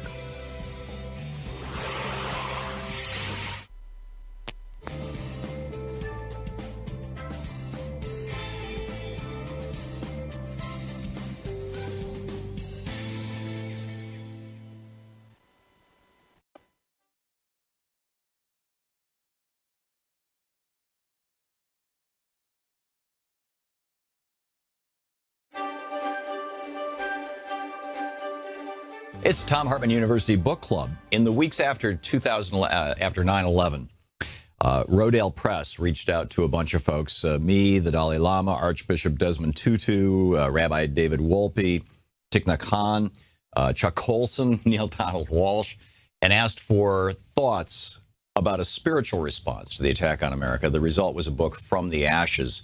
And this is from the chapter that I wrote, The Goddess of Democracy, a Sacred Archetype to Heal the World. People argue that the terrorist attacks against the United States reflect a war between one religion and another, or between the poor and rich of the world. While there may be an element of truth to each, I'd suggest that the real war here is between the 11th century and the 21st century. And while our leaders, and until our leaders figure that out, we may miss some great opportunities. Back in the Dark and Middle Ages, the Catholic Church ruled Europe. Women were often forbidden to go out in public unless properly covered, and were explicitly the property of men. Justice was swift and severe, ranging from disfigurement to torture to death in horrific ways, and most often meted out with the approval or supervision of clerics. The power behind the power of all the royal families of Europe was the Pope.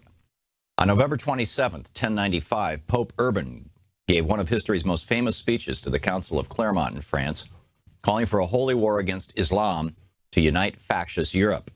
Dr. E.L. Skip Knox of Boise State University in Idaho summarized the Pope's speech. The noble race of Franks must come to the aid of their fellow Christians in the East. The infidel Turks are advancing into the heart of Eastern Christendom. Christians are being oppressed and attacked. Churches and holy places are being defiled. Jerusalem is groaning under the Saracen yoke. The Holy Sepulchre is in Muslim hands and has been turned into a mosque. The Franks must stop their internal wars and squabbles. Let them go instead against the infidel and fight a righteous war. God himself will lead them, for they will be doing his work. There will be absolution and remission of sins for all who die in the service of Christ. Here they are poor and miserable sinners. There they will be rich and happy. Let none hesitate. They must march next summer. God wills it. Thus began a war between two different medieval cultures, 11th century Catholic and 11th century Muslim. Over the next few centuries, the Catholics, with their battle cry of Deus Vult, God wills it, were often victorious against the Muslims, whose only crime defined by the Pope was that they were living in the Holy Land of the Catholic Church. Medieval historian Raymond of Aguil's wrote the following eyewitness account of the attack and seizure of Jerusalem in 1099 by the triumphant Christian crusaders. Quote, "Some of our men cut off the heads of their enemies. Others shot them with arrows so they fell from the towers. Others tortured them longer by casting them into the flames. Piles of heads, hand, and feet were to be seen in the streets of the city. It was necessary to pick one's way over the bodies of men and horses. But these were small matters compared to what happened at the Temple of Solomon, a place where religious services were ordinarily chanted. What happened there? If I tell the truth, it will exceed your powers of belief. So let it suffice to say this much at least, that in the temple and portico of Solomon, men rode in blood up to their knees and bridle reins." End of quote. In the 900 or so years since the early Crusades, both Christianity and Islam have undergone profound changes. The Protestant Reformation shook Christianity to its core, and the Renaissance in Europe wrought huge transformations in both Christianity and Judaism. Perhaps the most critical change came about in the 18th century when Jefferson, Madison, Franklin, and others synthesized the highest ideals of Greek, Roman, and Iroquois thought and culture to create the United States of America. In doing that, they ignited the flame of liberty, bringing into the world an archetype that to this day inspires hope worldwide. As America grew and our ideas of Republican democracy spread around the world, further transformations of the world took place. Another turning point was when modern science challenged the medieval worldview of the church in the Scopes monkey trial of 1925. Although Clarence Darrow lost that case, its widespread publicity began a dramatic and lasting process of change across the world. The American dream is a powerful and pervasive force in the world, even if the sometimes imperialistic behavior of our transnational corporations is often at odds with our own ideals. That dream has wafted over the entire world and is still so powerful that people are willing to die for it. In China, the Tiananmen Square protesters marched to their doom in 1989, carrying a 37-foot-tall papier-mâché replica of the Statue of Liberty, which they had renamed the Goddess of Democracy. Of course, there are still pockets of medieval perspective in the Christian world. The post-disaster comments of Jerry Falwell and Pat Robertson, who said they had just witnessed the wrath of their God, who had lifted the veil and allowed the terrorists to act because of their God's anger over homosexuals, liberals, and the ACLU, reveals that such a worldview is still alive and well in a small fringe of Christianity. Some Christians are still today willing to commit terrorist acts of murder or mass murder.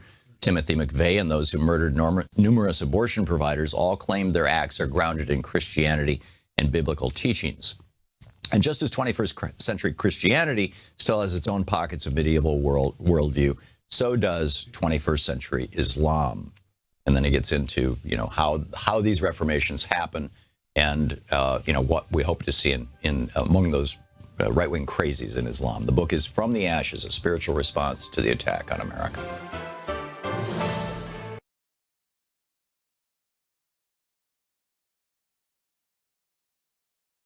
The links are all over at thomhartmann.com. We have a new video up over at thomhartmann.com about conspiracy theories. Abby Richards came up with a kind of a hierarchy of conspiracies, maybe a variation on the old Maslow hierarchy. And it goes from actual conspiracies to maybe this was a conspiracy, maybe not, we have questions, to this is kind of crazy stuff, but who knows? Flying saucers, for example, to actual science denial, conspiracy theories that actually serve to promote the interests of a particular industry or wealthy individuals, to the totally crazy stuff, the flat earth, the reptilian overlords, and all that kind of thing, conspiracy theories that can do tremendous damage. And, one of those being one of the conspiracy theories that, brought two Republicans into Congress this year. So anyhow, I lay the whole thing out with a new video for our supporters over at thomhartmann.com.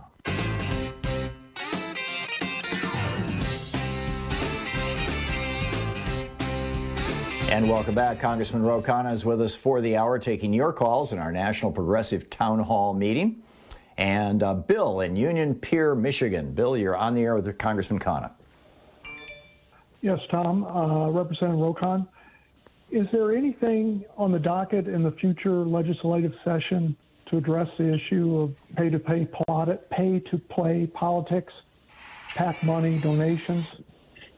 And will legislation addressing this issue, if passed by the House and Senate, end up in the judiciary? Well, Bill, it's absolutely imperative that we have first fundamental campaign finance reform, which H.R. 1 is going to propose to try to get private money out of our politics, to overturn Citizens United, to increase small dollar contributions. But I think more broadly, what we need is a corruption agency, an independent corruption agency that investigates the executive branch or Congress that has quasi-independence. And Elizabeth Warren proposed this. Most other mature Western democracies have this. We shouldn't rely on Congress investigating Congress or politicians investigating each other. Let's have a professional independent branch to get at this pay-to-play issue. Joe in Ontario, California, you're on the air with Congressman Khanna. Yeah, Representative Khanna, the windfall elimination provision in Social Security puts about a 40% penalty on those of us who change careers to become public servants. I'm a retired teacher, and I am subjected to that rule. I feel that we're going to lose Congress in 2022 due to partisan gerrymandering, and we have to do everything we can to make changes to Social Security, voting rights, and other progressive equality objectives while we have the opportunity. Would you be amenable to sponsoring the revocation of the windfall elimination provision? Well, Joe, I'm already on it. I forget who's leading that, but that is something on the radar of Democrats. You shouldn't lose your Social Security if you are going from teaching to some other profession or vice versa. That's just fundamentally unfair, and we do have to fix it. I'm hopeful and optimistic that we will keep control of Congress, but you're right that when you have both chambers in the presidency, we need to act and act boldly and not squander any day where we have this opportunity. Kimon in Dayton, Ohio, you're on the air with Representative Khanna. Yes, I'd like to know, well, first of all, I'm a retired teacher, and when I was teaching, we had kids who had to go through the metal detector. All the students had to go through the metal detector. If a student did not go through the metal detector and ran around it, that student would be removed from school. So I want to know, why is it that these Congress folk who refuse to go through the metal detector are not subject to the Sergeant of Arms going to get them and removing them from the House floor? Why doesn't that happen? Well, it will happen now, and I agree with you. I mean, members of Congress are not special. It's a workplace. We ought to comply with the rules. That's why I was saying early on the show, I may have to go vote, and you vote like you go through a metal detector, you give your keys, you give your phone. It takes 2 minutes, literally. That should be the requirement. Fortunately, Speaker Pelosi has put a fine. It's $5,000 of automatic deduction, the first offense, $10,000 the second offense. So I think that has largely deterred members from doing that. And since she imposed those, I haven't heard of cases of members trying to circumvent it. But if they do, then we need to increase the penalties. Larry in San Francisco, you're on the air with Representative Khanna. Good morning. I'm a lifelong Democrat, and I'm just wondering if we really think it's a smart strategy to means test a $1,400 check when Georgia voted 2 senators in on the promise of $2,000 checks for everyone. These are survival checks, not stimulus checks, and we didn't scrimp at all when we gave the money to the corporations 6 to 8 months ago. Barry, you're absolutely right. I mean, look, we've spent a total of about $8 trillion on COVID relief. And so trying to engineer and sit there and quibble over $600 or quibble over whether this is going to be a cutoff at $150,000 or $100,000, maybe that saves $100 billion in the context of what we spend on the corporations and other institutions. That is certainly not worth betraying our promise to the American people. It is not worth the hurt of working families being left out. And finally, the economists are telling us you've got a low interest rate, low inflation environment. What I don't understand is what problem are the conservatives trying to solve for in this kind of environment. We don't have inflation. There's no evidence of consumer prices going up. There's no evidence because in a pandemic, you have deflationary impact on currency supply, on money supply. So you're absolutely right. And the two things the Progressive Caucus are standing firm on, the $15 minimum wage and getting the checks out without further means testing. Jeff in Portland, Oregon, you're on the air with Representative Khanna. Good morning, Tom and Congressman Khanna. Thank you both for the town hall. Congressman Khanna, on the same subject regarding the $2,000 survival checks, you know, Chris Hayes had a discussion with Senator Kaine the other night, and Senator Kaine, of course, being a face of failed centrism, was arguing for the so-called targeting of these checks. And to his credit, Hayes pointed out to Kaine that if he was so concerned about a few people getting money that they didn't need, that money is going to be recovered next year when they file taxes. And furthermore, Congressman Khanna, according to Andrew Perez at the Daily Poster, the metric that would be used to target these checks is income from the year of 2019, which was before the pandemic started. So, Congressman Khanna, as you say, can we once and for all bury these ineffective, disingenuous-centric positions and get on ASAP with the work of getting lifelines to so many struggling Americans? Thank you, Congressman. And if I could add to that, Congressman, could you please riff a little bit about what means testing is and how Republicans keep trying to use it to convert programs into welfare programs that can then be sliced and diced and ceilings dropped on them and block granted? Oh, you're absolutely right, Tom. And Jeff, you said it, I thought, perfectly. The reality is, first of all, that the means testing that they're talking about, $50,000 for an individual, $100,000 for a family, there are people who make $60,000, $70,000 who either have had their hours cut or have kids and are struggling to make ends meet. So it's not like that the means testing that they're talking about is for families that are just making a lot of money. I mean, they're talking about cutting out certain working families, talking about cutting out middle class and families that are struggling to make ends meet. Now, Tom, I think you're absolutely right that this has been the problem, the failure, I think, of the Democratic Party is we had all these technocrats that got in that thought they could engineer to nickel and dime and save money here and there and try to means test things as opposed to having the universalism that was the LBJ FDR tradition.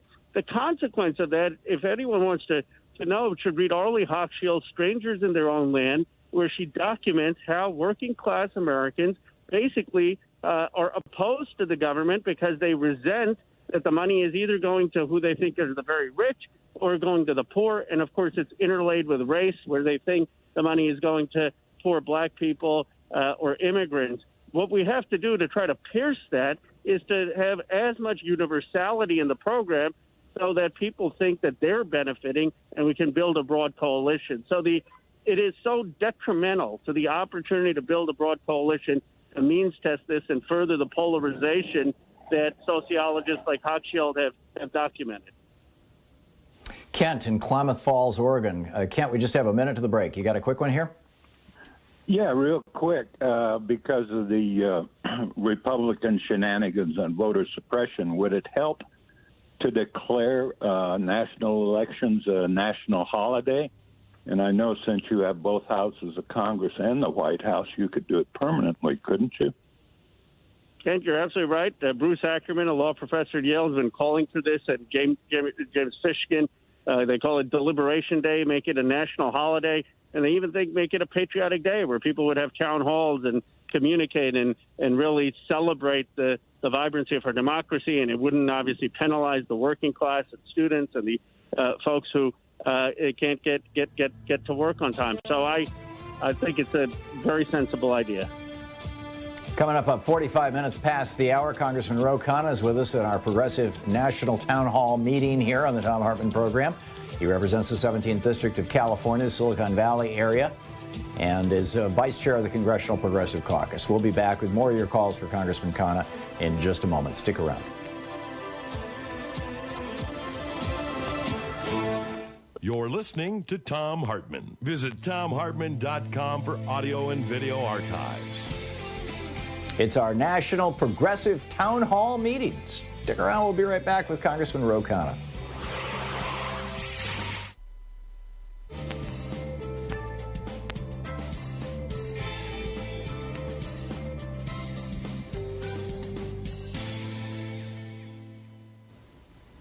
And welcome back. Joe in, whoops, there we go. Joe in Cupertino, California. You are on the air with your congressman. Tom, thank you for introducing me to Representative Boyd. He was very pleasurable to see him. I never met him before. Yeah, he did a great job on Wednesday. 5150, I love that. I just love that. At any rate, I'm calling today about Social Security. I mean, I'm 60 years old, and I remember, I don't know, Reagan said we got to pay more on Social Security taxes. And so I've been working my whole life. I just started retired from my employer. I get a small little pension. I'm waiting to collect Social Security. But my concern is unemployment's so high. Why don't we return Social Security back to 65? And so the youth can get a job. I mean, they're letting people go left and right, and the unemployment is super high. I can't work anymore. I can't lift patients up. I used to be a paramedic. I can't lift. I'm 60 years old, and my kids are in high school. They can't find a job. If they were to get a degree, what would they be able to do with it besides work at 7-Eleven? I don't know. So I think to reverse this, we should try to do this, reverse this Republican Depression 2.0. And just in closing, it's sad that I can't go to Washington to visit you because I don't feel comfortable in the rotunda. Thank you, Joe. Well, I appreciate that. I hope you'll come to Washington. I mean, right now it's a militarized zone, and my hope is that this isn't going to stay, this permanent fencing, and that we can return the Capitol to what it once was.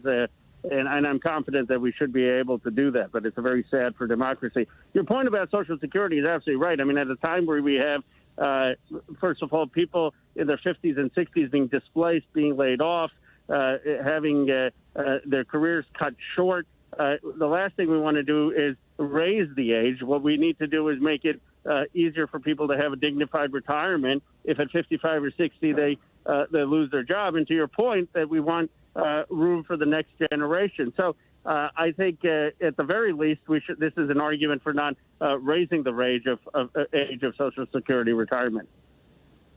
Robert in Cathedral City, California. You're on the air with Representative Khanna. Yes, Representative Khanna. My suggestion on the COVID relief package is that if the Republicans don't want to accept a $1.9 trillion package, then the Democrats should tell them that if they have to go it alone, they'll increase the package to $3 trillion. I'm sure the Republicans would more than gladly accept $1.9 trillion over the Democrats increasing it to $3 trillion if they have to go it alone. Thank you. Time to play hardball. Well, I'm pleased that President Biden so far has held his ground on 1.9. I think what the Republicans are hoping is that we put down 1.9 and they put out 600,000, and then, as often happens, there's some compromise where Democrats go down to 1.1 or 1.2. And so far, that's not the way this is playing out. I mean, President Biden and Schumer and Pelosi have said, no, this is not some starting offer. This is our what we need. And so as long as we do that, we'll be fine. But if we wanted to play the negotiating game, then you're right. We should have started at $3 trillion, which is what the House passed with the HEROES Act. Do you see that? Do you think this is all going to work out? This is going to pass through the House? I do. My concern is whether the minimum wage is going to be in it, and my concern is on what your callers have been raising about the means testing. Those are the two things that I'm most concerned about in terms of the final passage. Should people be calling their members of Congress to lobby for this? Well, people should be calling to express their opinion, in my view, that $15 minimum wage is critical and mobilizing for that, and people should be expressing their opinion on means testing. Thank you.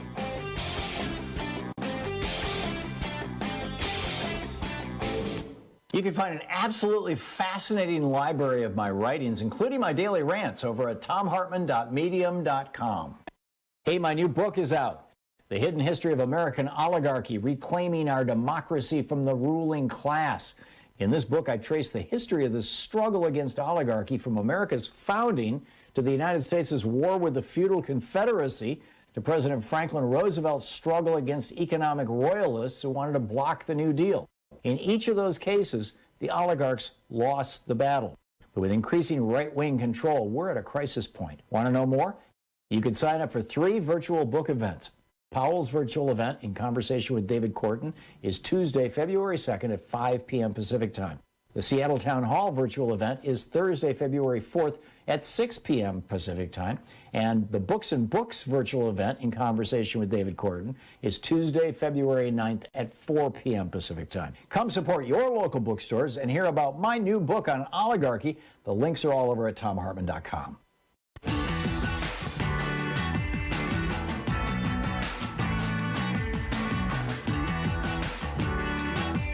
Taking your calls for the hour.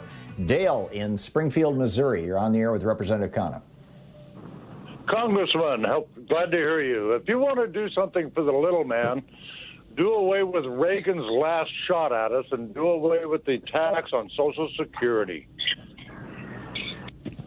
By the time you take $140 out of my $1,300 a month Social Security, that's my electric bill.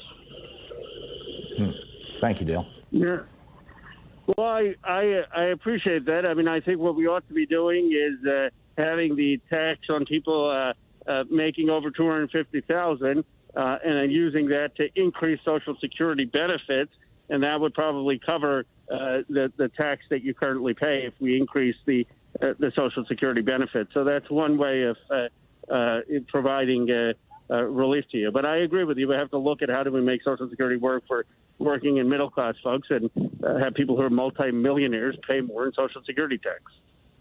Well, and before 1983, Social Security revenue, your Social Security benefits were not taxable. And I think, his point is let's just go back to that. Let's, reverse what Reagan did. But anyway, John in Colorado. It's worth looking at, yeah. Yes. Yeah. John in Colorado Springs, Colorado. You're on the air. Representative Khanna, this is the first time I've called. I'm sitting here looking at our economy and, how we can recover. And I kind of look at from the people who are at the bottom already. And, and I have a higher degree in finance. And I look at those who are at the bottom, usually can be those who are already in debt collection, and more specifically with their college loans. Now, I know that I've heard talk about President Biden discussing 50,000 or 10,000. Actually, I think I heard him talk 10,000. I hear others talking 50,000. Some of these people who are in this debt collection already are in for a lot more than that. What's going to happen to those people? I mean, I know there's not a bill made, but this is a concern. Yeah, this has crippled a whole generation. It really has. It's made it hard for people to buy a house. You talk to folks, even some members of Congress who have the debt. They can't don't want to start families, not wanting to start businesses. It's made one of the reasons why the next generation is so skeptical of the American dream. And the president has the executive authority to start forgiving loans. And what Elizabeth Warren and Chuck Schumer's plan calls for is people under $125,000. So this is not folks who've gone to my district and taken out student loans and then made hundreds of thousands of dollars. They're fine. But for people who are struggling, we ought to forgive it. And that's something that the president can do and should do. Greg in Detroit, Michigan. You're on the air with Representative Khanna. Hello. Thank you for taking my call. I was wondering, hopefully after the COVID relief bill is passed, I was wondering if there's any thought to, as a way to show the American people that the Democratic Party is working in Congress for people, they passed like some clean bills, relatively simple, clean bills to show progress. Say, like the gentleman referenced earlier, voting day is national holiday. Another one would be just a simple bill. Corporations are not people. They did not fight and die for this country, so they are not people. Money is not free speech. And remove the restriction on the post office. I was just wondering your thoughts. Or repeal the Telecommunications Act of 1996. Greg, I like most of those ideas. The challenge is we did a lot of that in the House last time, and it went to die in the Senate. And so we can do that again in the House this time. The key is going to be, are we going to get 60 votes in the Senate? Are we going to eliminate the filibuster and get it on 51 votes? Or are we going to be able to get it in reconciliation? Which, again, not to sound like a broken record, why the $15 minimum wage fight now is so important. Because if we don't do it now with reconciliation, yes, the House can pass it 3 months from now, but the Senate is just going to hold it up. The So the things we need to get through that we really want to pass, it's not just messaging. We've got to get it done through the reconciliation where we can pass it in the Senate and actually get it to the president's desk. Karen in Pemberton, New Jersey. 1 minute to the end of the hour, Karen. Quick one, please. Yes. Good afternoon. I wanted to bring up, because of the means test with the COVID relief, my situation was I was a state employee. My position was eliminated due to COVID, and I had to put in for my retirement earlier than expected in order to not lose my pension. Therefore, I wasn't able to collect unemployment, but it's decidedly impacted my income, which is now totally different than what my 2019 income was. I haven't heard many people talk about this, but I think I'm not the only one in a situation who was forced into an early retirement that negatively impacted us. Is there any... Thank you, Karen. I'm Karen, sorry. Thank you. Sorry for what happened to you. Thank you for having the courage to share your story, but that's exactly why we can't be means testing these checks. That's exactly... Your story has happened to millions of Americans. You had a higher income in 2019, you were forced into retirement, or you had to take cuts in hours, and now you're having a hard time making ends meet. And that's why we need to get you the survivor checks. Yeah, amen. Congressman Khanna, thanks so much for dropping by today. It's always great having you on. Always a pleasure, Tom. Thanks for having me. Thank you. We'll be back. It's Anything Goes Friday. We'll be picking up your calls on whatever you'd like to talk about. I've got a few subtle rants here that I'll lay on you right after the top of the hour. Stick around. We'll be right back.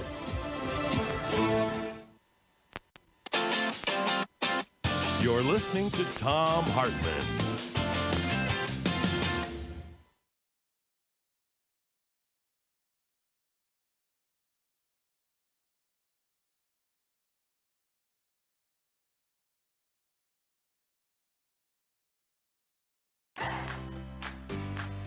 These companies support the Thom Hartmann Program. They are CB Distillery, CBD for sleeping. More info at cbdistillery.com, code TOM. The Clean Phone Pro, phone sanitizer and charger. More info at thenewdealshop.com. Plexiderm, real science, real results. More info at plexiderm.com, code TOM. ExpressVPN, the VPN that just works. More information at expressvpn.com/Tom. Gabby takes the pain out of insurance shopping. More info at gabby.com/Tom. HelloFresh, the #1 meal kit delivery service. More info at hellofresh.com, code TOM. And Superbeats, heart chews for heart-healthy energy. More info at superbeatsradio.com/Tom.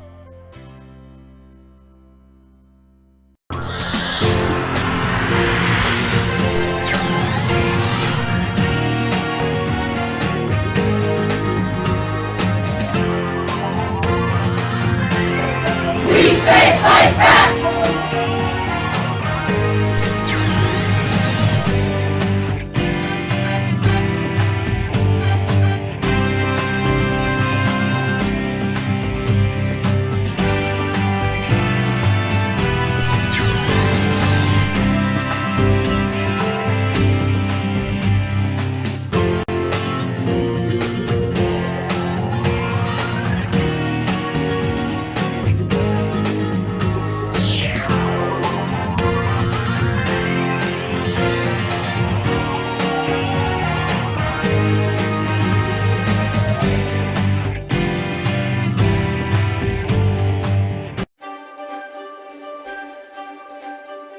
Welcome to the Thom Hartmann University Book Club. We're reading today from The Last Hours of Humanity, Warming the World to Extinction.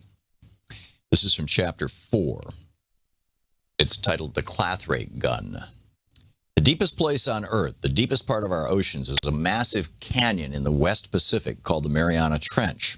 More than 35,000 feet deep, the pressure of the water is 1,000 times that of the surface of the ocean. At that depth, a normal submarine would collapse like a paper bag. There's very little life there, and what does live is adapted to cold, pressure, and darkness like nowhere else on Earth. The first man to dive solo to the bottom of the Mariana Trench was filmmaker James Cameron.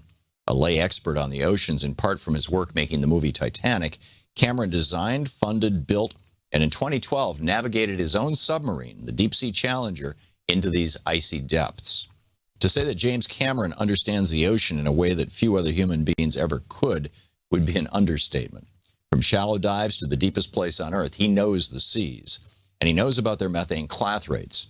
As he told me earlier this year, quote, "The bottom line is that given the number of species expected to die off in the next century just due to climate change and the other effects of our industrial civilization, we are already in the middle of a mass extinction event equivalent to the lesser ones in paleo history, such as the KT extinction that took out the dinosaurs.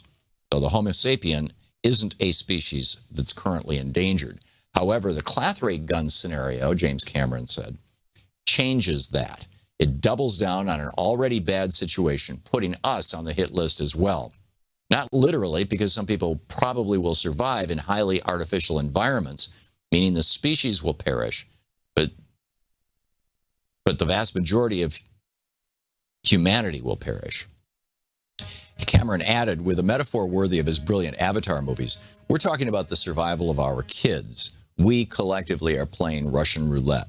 We're putting a gun to their heads and going click, click, click, a clathrate gun."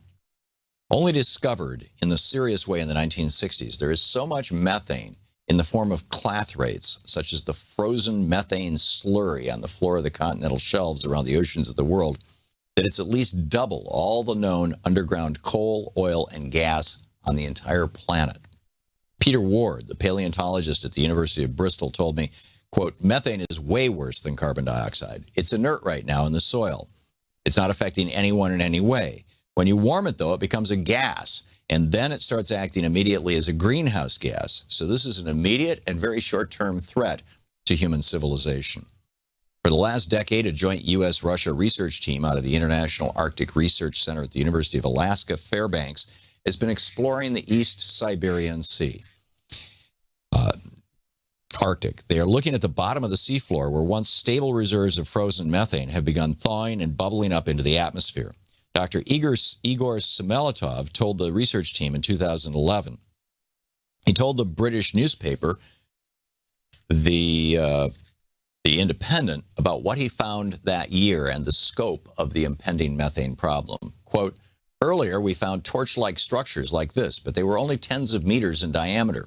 This is the first time that we found continuous, powerful, and impressive seeping structures more than 1,000 meters in diameter. It's amazing," end of quote.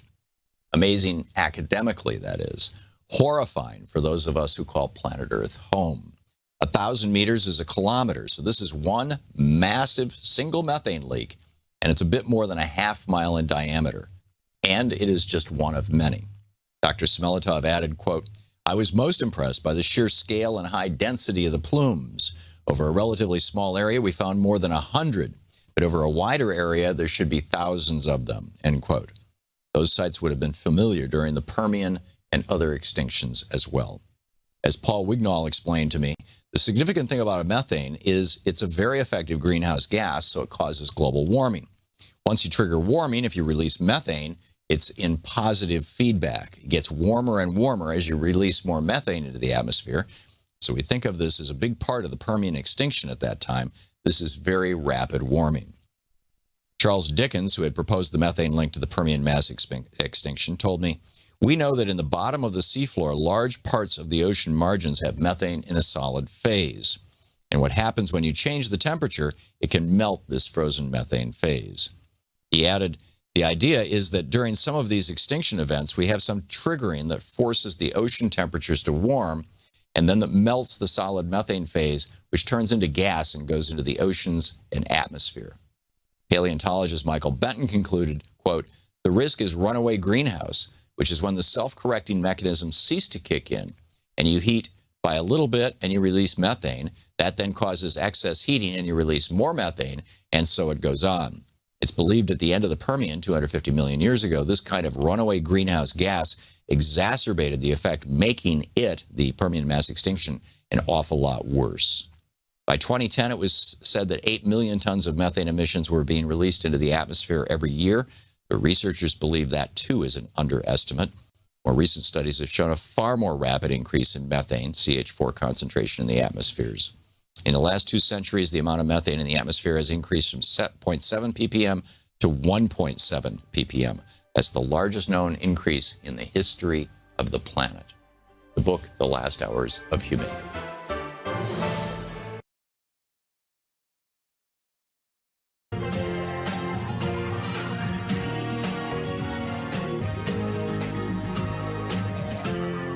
This is the Thom Hartmann Program. Welcome back. Anything Goes Friday here on the Thom Hartmann Program. A couple things I just wanted to point your attention to, and then I'll pick up your phone calls.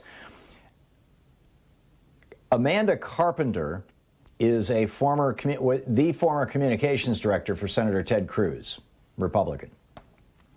And she has, just writing on Twitter, pointed out a screen capture of Trump's tweet on January 6th at 6 p.m. Now, this is, January 5th. Yeah, January 6th. Yeah, the 6th at 6 p.m. This is right after they finally emptied Trump's supporters out of the Capitol building. 5 people lay dead or dying. And Trump goes to Twitter, and she says, read this very carefully. This is Amanda Carpenter, the former Cruz communications director. She says, read this very carefully. It's celebratory. It's all there. Essentially, yep, this is what happens when you don't re-elect me. He pushes the big lie some more and wraps the mob in love. What more do we need to see? So here's what Trump tweeted at 6 p.m. on January 6th. As the police were finally emptying the Capitol of people who had crapped on the floors, smeared feces on the walls, peed all over the place, damaged some of the paintings, and terrified members of Congress, built a gallows outside, were on the hunt for Mike Pence so that they could hang him. One woman said that she came to put a bullet in Nancy Pelosi's brain. This is what Donald Trump tweeted, quote, "These are the things and events that happen when a sacred landslide election victory is so unceremoniously and viciously stripped away from great patriots who have been badly and unfairly treated for so long. Go home with love and in peace. Remember this day forever." That's Trump's tweet. Honest to God. I don't know what more you need to convict this guy of treason. Additionally, with regard to Marjorie Taylor Greene, 11 Republicans voted to kick her off her committee assignments. If one of these Republicans represents you, I would strongly suggest that you call Congress at 202-224-3121 and tell them that you appreciate their courage. It's not often that Republicans show courage in the face of fascism. Usually they roll over, but 11 Republicans did. I'm going to read their names. If you hear a name of somebody who represents you, these are in Illinois, Pennsylvania, New York, Michigan, Florida, California, and New Jersey. If one of these folks, one of these Republican members of the House of Representatives represents you, call them and say thanks. The number for Congress is 202-224-3121. They are Adam Kinzinger, Republican of Illinois, Brian Fitzpatrick of Pennsylvania, Nicole Maliotakis, I think it's pronounced, in New York, John Katko of New York, Fred Upton of Michigan, Carlos Jimenez of Florida, Chris Jacobs of New York, Young Kim of California, Maria Salazar of Florida, Chris Smith of New Jersey, and Mario Diaz-Balart of Florida. Profiles encourage. Small step, but profiles encourage. Okay, all that said, it is Anything Goes Friday. Let's get back to your calls. Steve in Sarasota, Florida. Hey, Steve, what's on your mind? Thanks for listening to WSLR. My pleasure. My question is, and I think this is just as important as COVID-19 relief, is we need to go back to the fairness in media and make it for the internet, too. If you do not go to that, we will continue to have this country divided because two different sides are getting different information. I mean, when these other right-wing TV stations just outright lie, these people, if you see the interviews, these people have no clue what the facts are. And you can't say it's a mistake. You can't yell fire in a building. I agree, Steve. I absolutely agree with your analysis of the problem. The fairness doctrine is not the solution. The fairness doctrine did not prevent lies before, and it won't prevent lies in the future. And besides that, once you give the government the power to decide who's lying and who's not, and then you put Tom Cotton or Ted Cruz in charge of the government, you got a much bigger problem than you have right now. But there are solutions to this, and one of them is for progressives to start building a media infrastructure, and another is what Mark Warner, Senator Mark Warner just introduced or is preparing to introduce, which is rewriting Section 230 of the Telecommunications Act to limit the liability protections of groups like Facebook for allowing murderous plots to hatch on their platforms. So, you know, there are steps we can take, but there's no simple answer. Rush Limbaugh pitched this thing for 20 years, that the doing away with the fairness doctrine made his show possible. He said that over and over and over again. It was a lie. It was always a lie. And there was talk radio, right-wing and left-wing. Actually, the preponderance of it was left-wing. It was Alan Berg out of Colorado. He had a huge national following with a left-wing talk radio show, entirely left-wing, no balance, right? Entirely left-wing, up until, the mid-'80s when a couple of skinheads assassinated him in the parking lot of the radio station. And then Rush Limbaugh stepped into that vacuum. But Limbaugh's lie that the fairness doctrine was keeping him off the air lives on. And sadly, there's not a simple solution that can be legislatively passed, but we can limit the limitations of liability to these giant internet companies, and we really need to build a solid infrastructure, progressive media infrastructure. It's already, a lot of the pieces are already here with Free Speech TV and with many of our progressive radio stations and the Pacifica Network. It needs to be built on. It needs to grow. Win in Solon, Maine. Hey, Win, what's up? Hi, Tom. Your opening salvo today, talking about oligarchy, I agree with 100%. And you referred to the Reagan Revolution. And I also agree that, and do firmly believe that Americans need to understand what happened, starting with Reagan. And Reagan today is still sold as some kind of a god when he was nothing but a clown and a toady for the wealthy people. But my question to you is, how come it's referred to as a Reagan Revolution when what it was, in fact, it could more accurately be referred to as a devolution? Well, the Reagan Revolution, as a revolution, it was a devolution. Yeah.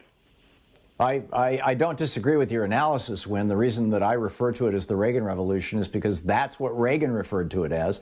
That's what Republicans have been referring to it as for 40 years now. And I want to take their language and flip it upside down. You'll recall, if you're old enough, that prior to the late 80s, liberal was a word that people wore proudly, including some Republicans like Nelson Rockefeller.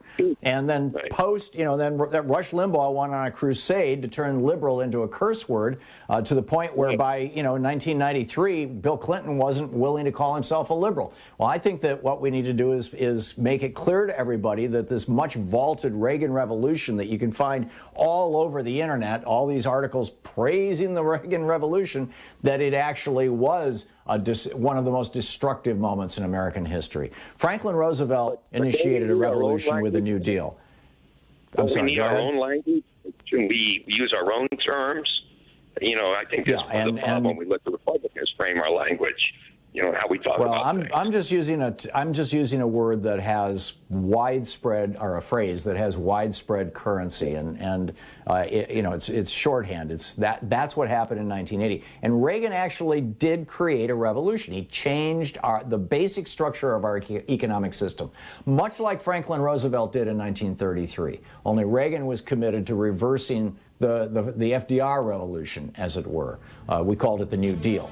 But these things have been branded, and I think using their brands against them, in my opinion, is the most effective way to do it. I totally understand what you're saying, Win. Respectfully disagree, but I get it. Thank you so much for the call. It's 15 minutes past the hour. We'll be back with more of your calls on Anything Goes Friday here on the Thom Hartmann Program. Your media support group for we the people, occupying the media 3 hours a day, 5 days a week, right here. We'll be right back. This is the Thom Hartmann Program. Anything Goes Friday on the Thom Hartmann Program, fair and only slightly unbalanced.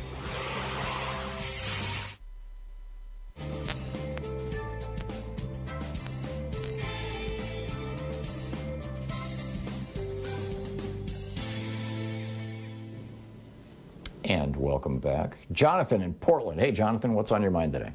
Hi, Tom. I'd like to talk about the issue of a public accountability for officials. And David Schaefer, who was the former U.S. ambassador of war crimes, was suggesting that we could broaden the application of public health malpractice to account for the administration of public health during pandemics. So in that case, public health malpractice might become a war crime against humanity for leaders who intentionally unleash an infectious disease on their citizens or foreigners, or possibly categorize it as an environmental crime, or if not murder, maybe a crime against humanity or involuntary manslaughter. But there has to be some accountability for public officials. And part of the problem could be under the rubric of what might be termed social murder, which was a phrase coined by Frederick Engels in the 19th century in Victorian England. And he's referring to conditions created by the privileged class, which inevitably lead to premature and unnatural death among the poorest classes. And that's really what's at the essence of this, because and of course the question is, what measurement should we use, right? Should we use the measurement of Taiwan and Vietnam, who don't have any deaths, or perhaps the measurement of excess deaths? I mean, what standard should they be judged by? But there has to be some accountability among public officials. And half the world's deaths now really are confined among 5 countries, the U.S. being one of them, England, Brazil, India, and the other country escapes me at the moment. But so that's I would be guessing. That's my point.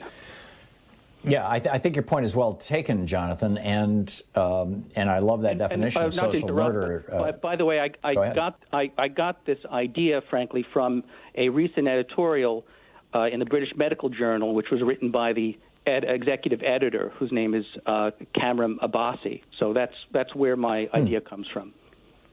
Cool.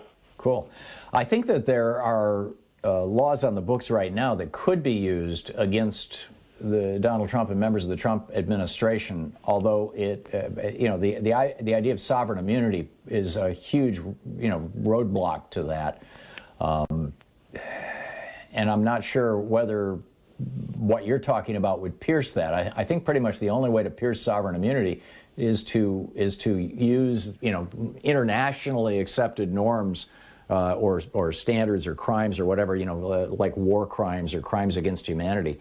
And it certainly seems that Donald Trump could be charged with crimes against humanity and brought up on those charges in The Hague. We have 20% of the world's deaths, 25% of the world's cases. We are only 4% of the world's population. We have the worst cases. We have the worst rates of everything in the world because of what Donald Trump did, because of decisions that he made. And they were decisions that were not made in a vacuum, and he was advised against making those decisions. But he thought that he could hold off the pandemic until the election to prevent the pandemic from hurting him in the election, and he badly miscalculated. But I'm with you, Jonathan. I think that there needs to be some... Let's keep in mind, too, that Paul Singer, the infamous hedge fund manager, issued a memo in beginning of February locking down all of his employees, and everyone was out of the market by then, so they knew. Yeah, they absolutely knew. Well, in November of 2019, that's when the United States notified Israel that something was going on in China that could be contagious and it could infect the Middle East.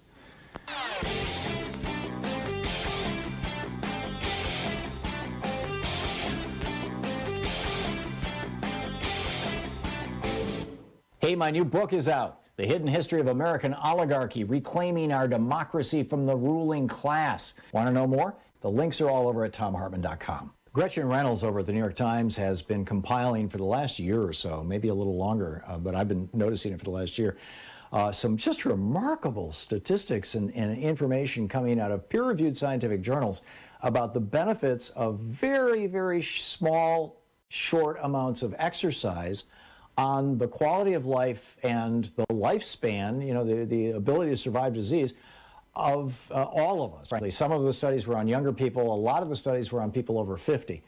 And I'm talking very small amounts of exercise, like literally 4 minutes of bicycling, or 4 seconds, excuse me, of bicycling really hard on a stationary bicycle, followed by 56 seconds of just relaxing, and doing that 15 times, over a 15-minute period, a couple of times a week. 4 seconds of exercise produce measurable results. It's all over at thomhartmann.com. We got a new video up for the people who are supporters of our program. You can check it out.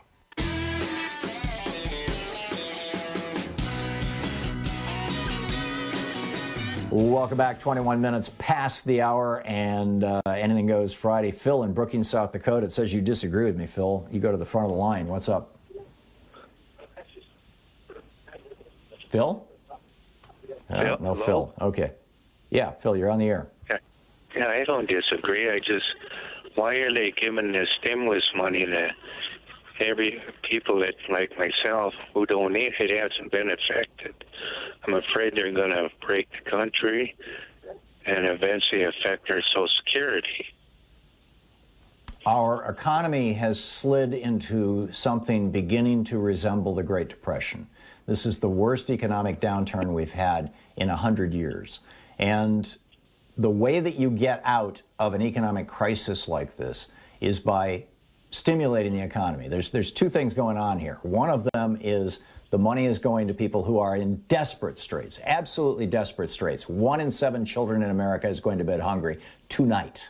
So, number one, get that money out to those folks. But some people like you, Phil, don't need that money. So what happens when that money comes to you?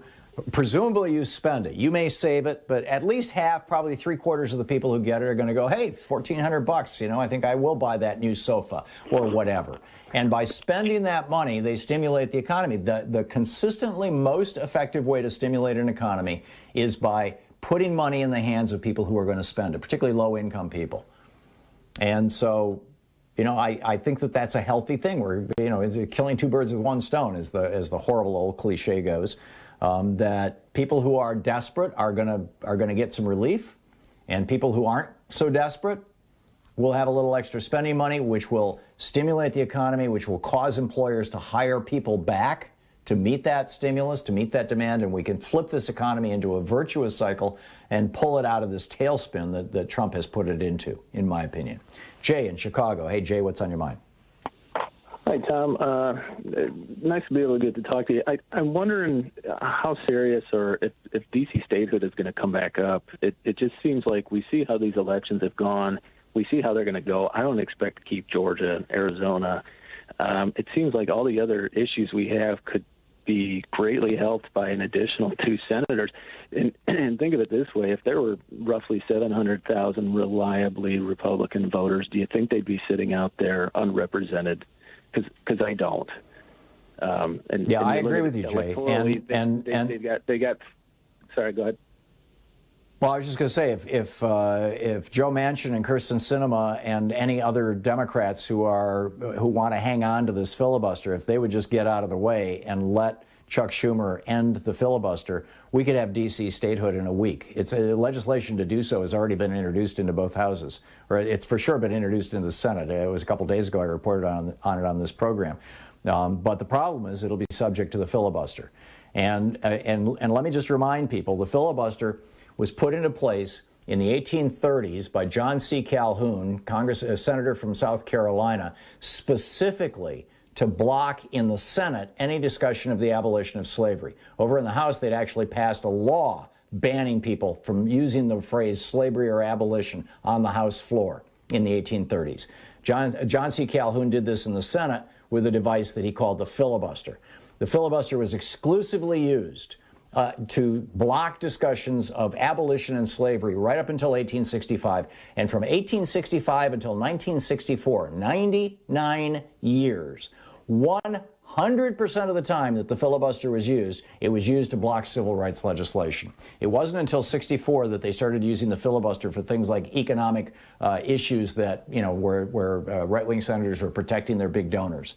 So the history of the filibuster is disgusting. It is the history of promoting of white power in the United States, promoting and maintaining white supremacy and suppressing, first of all, fighting the end of slavery, and then secondly, fighting Reconstruction, and then thirdly, fighting civil rights. And that we have Democratic senators who are out there defending the filibuster just fries me. It blows my mind that Joe Manchin and Kyrsten Sinema would say that they want to support an archaic Senate rule, which is anti-democratic. In a democracy, I guarantee you, if Joe Manchin won his seat in West Virginia by one vote, he would still be the senator. So why is it that when the Senate, by one vote, passes legislation, that legislation doesn't get made into law? Because of the filibuster. Well, why do we have the filibuster? Again, John C. Calhoun, the father of the Confederacy. We have the filibuster is a remnant of this vicious racism in the United States and so if we can get rid of the filibuster, I think D.C. statehood is a lock. I think it's in the bag. And a good possibility of Puerto Rico's statehood as well, Jay. And that would, you're absolutely right, start to balance this out. Right now, Democrats in the Senate is 50-50. Democrats in the Senate represent 41 million more Americans than do the Republicans in the Senate. Well, and yet kind of the point too. Yeah, exactly. The numbers are off. The backup plan would have been to kind of see if you can cleverly redraw West Virginia to incorporate Washington, D.C. and kind of shove everything a little more to the left that way. I don't think that one's going to happen. And I don't think they're contiguous, so I don't think you could do that. But Jay, thank you for the call. Spot on. I am totally with you. We'll be back with more of your calls on Anything Goes Friday. Stick around. You're listening to the Thom Hartmann Program. Call 202-808-9925. It's the Thom Hartmann Program, the place where despair is not an option. The True People's Media.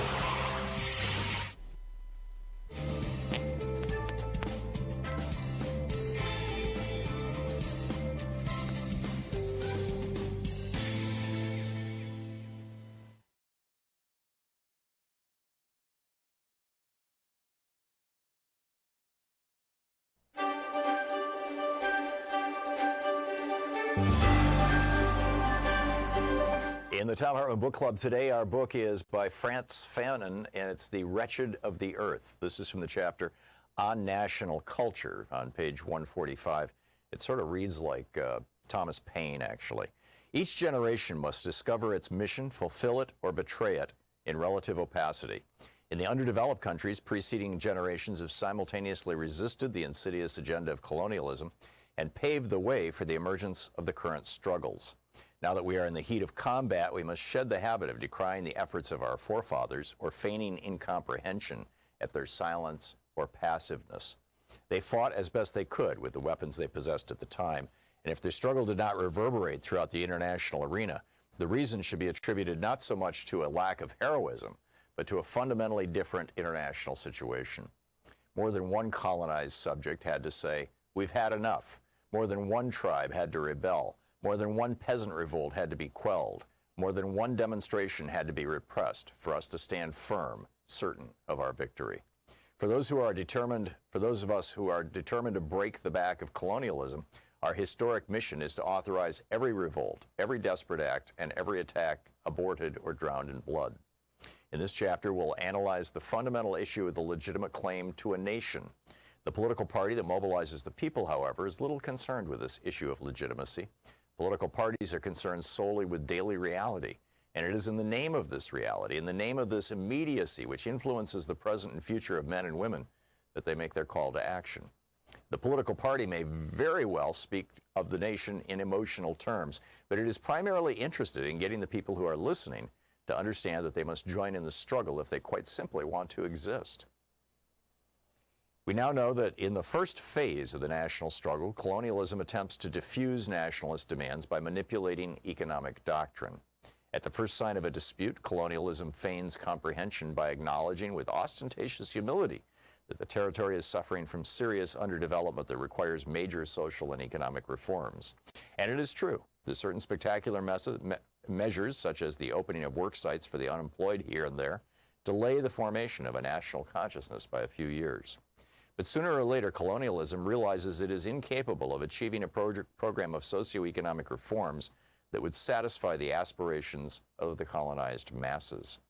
Even when it comes to filling their bellies, colonialism proves to be inherently powerless. The colonial state very quickly discovers that any attempt to disarm the national parties at a purely economic level would be tantamount to practicing in the colonies what it did not want to do in its own territory. And it is no coincidence that today the doctrine of Cartierism is on the rise just about everywhere. Cartier's bitter disillusionment with France's stubborn determination to retain ties with people it will have to feed, whereas so many French citizens are in dire straits, reflects colonialism's inability to transform itself into a nonpartisan aid program. Hence, once again, no need to waste time repeating, better to go hungry with dignity than to eat one's fill in slavery. On the contrary, we must persuade ourselves that colonialism is incapable of procuring for colonized people the material conditions likely to make them forget their quest for dignity.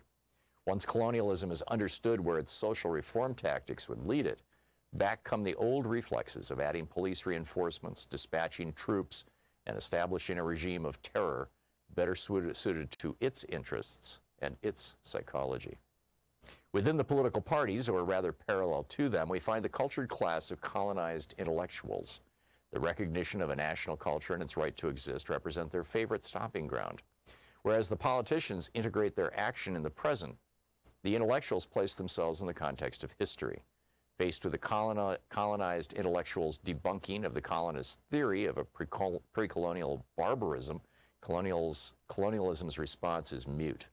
It is especially mute since the ideas put forward by the young colonized intelligentsia are widely accepted by metropolitan specialists.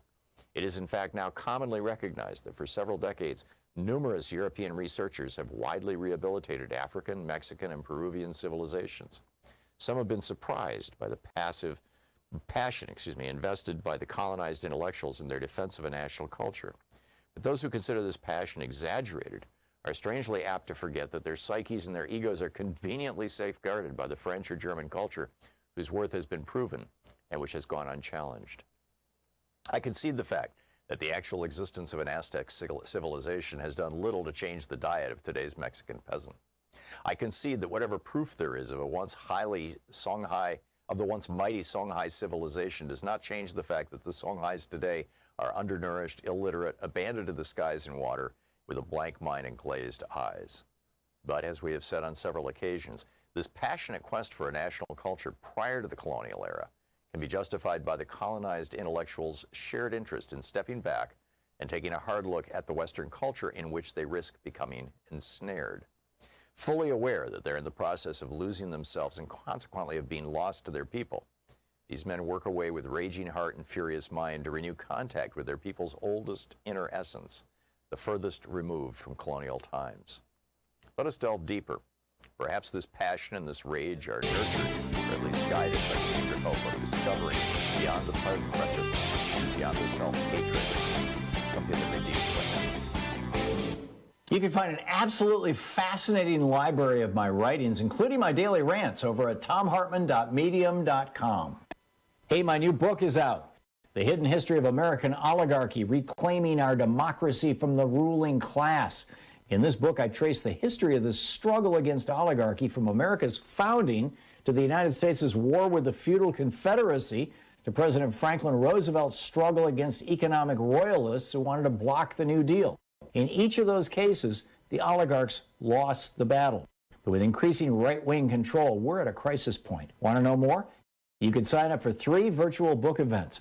Powell's virtual event, In Conversation with David Korten, is Tuesday, February 2nd at 5 p.m. Pacific Time. The Seattle Town Hall virtual event is Thursday, February 4th at 6 p.m. Pacific Time.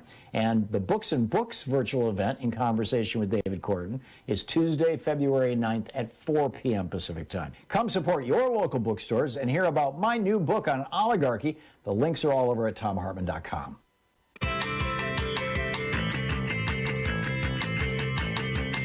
And welcome back. Anything Goes Friday here on the Thom Hartmann Program. And John in New York City. Hey, John, what's on your mind today? Hi, Tom. I'm a marketer, and I just wanted to say that when these $1,400 checks go out, the Dems should really brand that mailing with a letter stating the bill, the day it passed, and that no Republicans voted for it. You know, when Trump sent out the checks last year, and he put his name on it, primarily because of his ego, I think that really resonated with the recipients. And it's a hypocrisy. The GOP didn't approve any of the Obama stimulus, and yet they all stood there for those photo ops, posing with their governors, big blow-ups of the checks going to red states. And I just think Dems need to know that people know what they're doing for them. What are your thoughts? I agree. I don't think that it can be done. I think what Trump did, with the Treasury and basically kind of bragging, this is my check for you and all this kind of stuff, was kind of marginal. But I do think that we need to do everything possible to spread the word far and wide that you're getting this check because Democrats fought for it and Republicans fought against it because all they wanted to do was have another tax cut for their billionaire buddies. I'm totally with you. Marilyn in Sun City, West Arizona. Hey, Marilyn, what's up? On my perception. Again, I'm a resident comedian. Marilyn, I'm sorry, I can't hear you. I'm going to put you on hold, and hopefully Joyce, Marilyn's on line 5, Joyce. Hopefully Joyce can figure out what's going on. JP in Bozeman, Montana. Hey, JP, what's up? Hey, Tom. When I talk to my friends like Phil in South Dakota, and they want to means test everything, I agree with them. I just point out that we means test at the point of taxation, which is way more efficient and cuts out a whole level of bureaucracy. In other words, if you are making $1 million a year and you get a $1,400 check, you're now in the 74% tax bracket, and so we take back 74% of it. Of course, right now the top tax bracket is what, 33%, 34%, something like that? Well, what I mean is we've already means tested everyone. We means tested them when we taxed them. And now if you're getting a stimulus check, that's just you getting a little extra kickback. You paid a little extra more than you needed to in your taxes. And, are they going to complain about paying too much in taxes or too little in taxes? I don't think so. It takes their argument out from underneath them. Also, I wanted to suggest a book for you to write the next time, a history of successful leftist strategies. You've done an awesome job on everything, but what it seems to me the left is missing and keeps butting its head against is a lack of cohesive strategy. Yeah, the hidden history of the left. That's a good one, JP. But, let me ponder labor that. movements and stuff like that. Things that have worked. Or the abolition movement, too. Things that have, worked that, you talk about this forced to vote thing, and you've got people literally eating our most progressive members in the House and threatening to, primary the people that are on our side. And it's just like, oh, my gosh, everybody needs to be on the same page with strategy. And I know that's where we usually fail is in our strategy and our agreeing I totally get it. A particular strategy. I get it. JP, got to move along, but thank you. Well said. We'll be right back. Oh, no, we won't be right back. Alex in Rye, New York. I'm sorry, I misread my clock. Alex in Rye, New York. Hello. You're on the air, Alex. Hey. I got to get my glasses fixed. You, in the past, has support for bringing back the draft. First off, I actually want to thank you for your ADHD activism. As someone with ADHD, I really appreciate that. But you've in the past supported a draft, and I disagree with that for a number of reasons. Because I think that, for one, I think mandatory things are wrong, and also I think that if you have one of your big points was that it would make the upper class anti-war. My argument is, but you've also said you should put a national service thing. So if people just go the national service thing, why would you be anti-war if you could just go the safe national service thing? Well, I don't propose a draft principally to cause any upper-class person to be anti-war. I don't recall having said that that was the main thrust of my argument. My concern is that when a country has a military that is not broadly representative of the populace, but instead draws from the poor. And I'm not the first person to lay this out, by the way. Jefferson ranted about this at length. He said, I hope I shall never live to see the day when young American men will be willing to be shot at for a sixpence, that we shall never have such poverty. that when you have a military that is made up of a small slice of America, and it's a, quote, professional military, that's the stuff out of which military coups are made, number one. Number two, I felt that, and I continue to feel, that having a rite of passage after high school as a transitional period before going to trade school, college, or directly into the workplace, in a way that gets you out of the house and out into the larger community, in fact, out of your state, ideally, is a good and healthy thing. I think it's a reasonable part of the growing up process, and that's something that has been tested and has worked in a number of other countries over the years. And you look at the outcome of the draft. You know, my dad was in World War II. The outcome of the draft in some cases has been, I think, generally a good thing. Although the draft in Vietnam, of course, I was very opposed to, because it was, you know, it was for an illegal war, and I think there was a lot of good opposition there. The national service thing, and the other thing is I view it as a work opportunity, as it were, although it would be mandated, in as much as people would get free college, free trade school, or some sort of a cushion into their new job when they have served their year, as was going on in Germany when I lived there back in the 1980s. I'm not sure what they're doing right now. But those were my principal arguments, Alex. And with regard to mandatory things, I mean, do you drive on the right side of the road and stop for stop signs? To be fair, I have epilepsy and I can't drive, but yeah. So, I mean, just because something's required doesn't mean make it bad or necessarily good. You have to ask what's the best thing for the country. You're asking people to give up a year of their lives. That's correct. I'm not asking them to give it up. I'm asking them to give it to their nation. And I'm asserting that the benefit that they will get from it will be a net positive in their lives. But, also, just from a political thing, one of the big, I think, reasons why Joe Biden won was because young people my age, I'm 19, so again, I'm probably biased, went out to the polls to vote for him. And I think it would be, if Biden did it, I think it would be political suicide. It may well be, and it's probably it'll never happen. My arguments are more or less academic, and this isn't a hobby horse that I'm on all the time. But my opinion is unchanged. Alex, thank you for the call, and thanks for your kind words on my work on neurodiversity and ADHD. David in Spotswood, New Jersey, you're on the air. David, what's up? Hi, good afternoon. I agree with all the premise of the things that you and your books and your show want. I disagree about how we're going to get there, and I'll speak quickly. I was 14 when Ronald Reagan was elected president, and he was a bad guy. I mean, there was a priest killed in Central America. He taxed Social Security. He raised the taxes on Social Security. He's got this whole premise that we could run out. I mean, Social Security could run out of money and borrow money from the Treasury to fund itself. That was the thinking when FDR passed it. So he was a bad guy. But the thing is, we can't go back to 1979. And from reading your books and your show, it seems to be summed up where if we could just reverse Reagan, we could go back to good times. I disagree.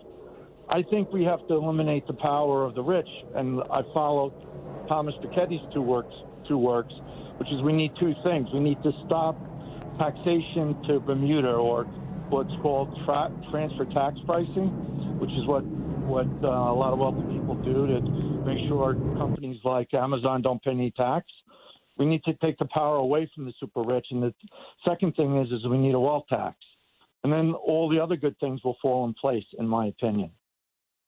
Yeah, well, both those things were, to a substantial extent, in place before Reagan came into power. I mean, the estate tax has been slashed since 1980.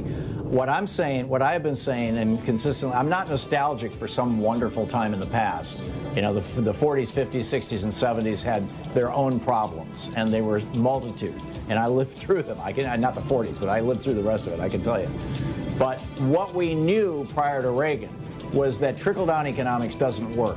And we've been living in a trickle-down economics, supply-side economics world for 40 years now. We need to go back to normal economics, which we had prior to 1980. To Thom Hartmann. Visit ThomHartmann.com for audio and video archives. It's 45 minutes past the hour here on the Thom Hartmann Program. Speaking the truth to multinational corporations we'd really rather you didn't know all about. We'll be right back.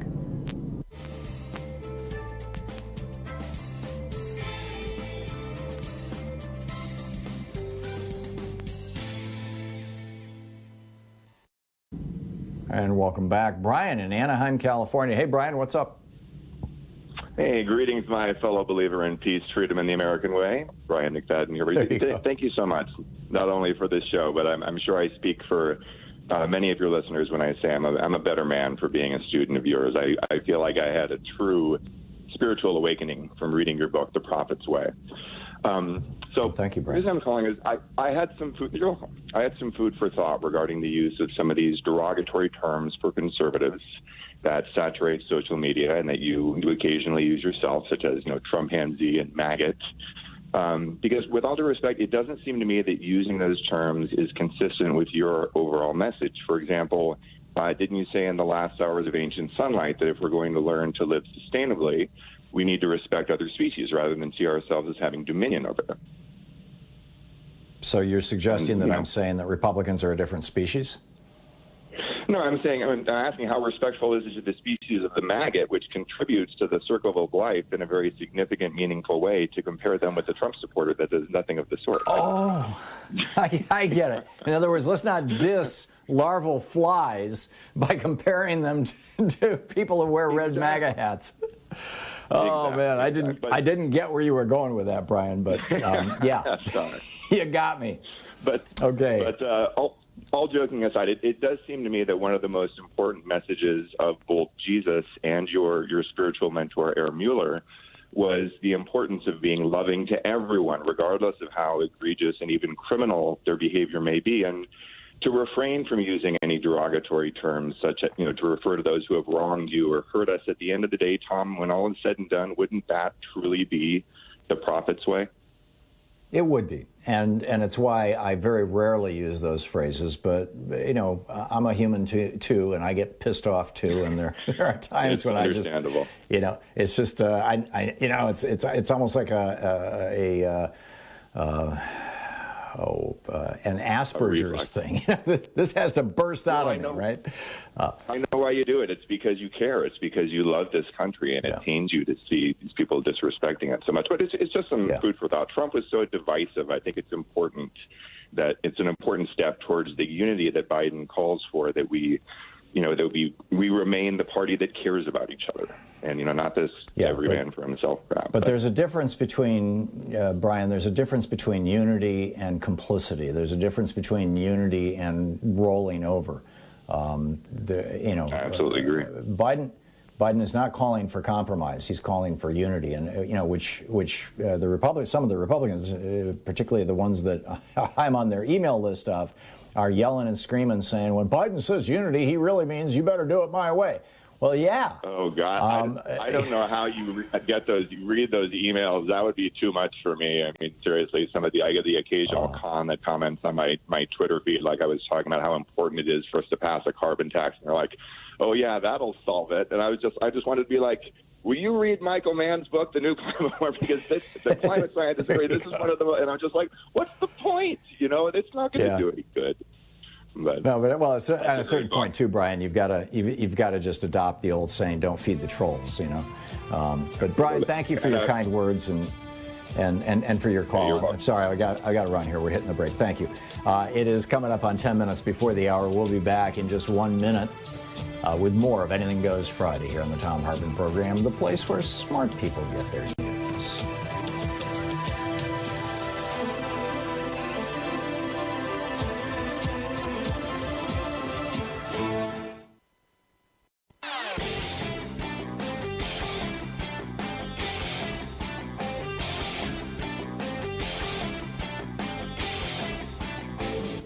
Hey, my new book is out. The Hidden History of American Oligarchy, Reclaiming Our Democracy from the Ruling Class. Want to know more? The links are all over at thomhartmann.com. There's so much news coming out of the Trump administration, so much corruption, so many crimes.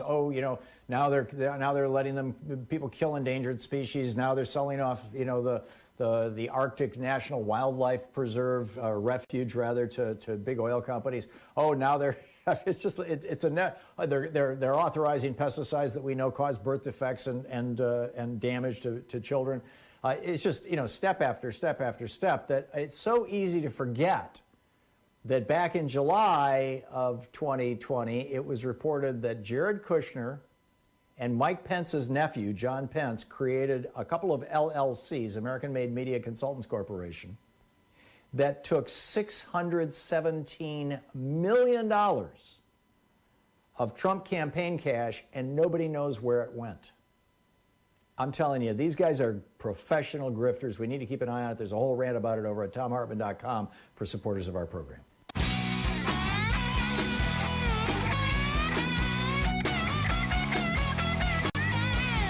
And welcome back. Thom Hartmann here with you. Dave in Charleston, South Carolina. Hey, Dave, what's up?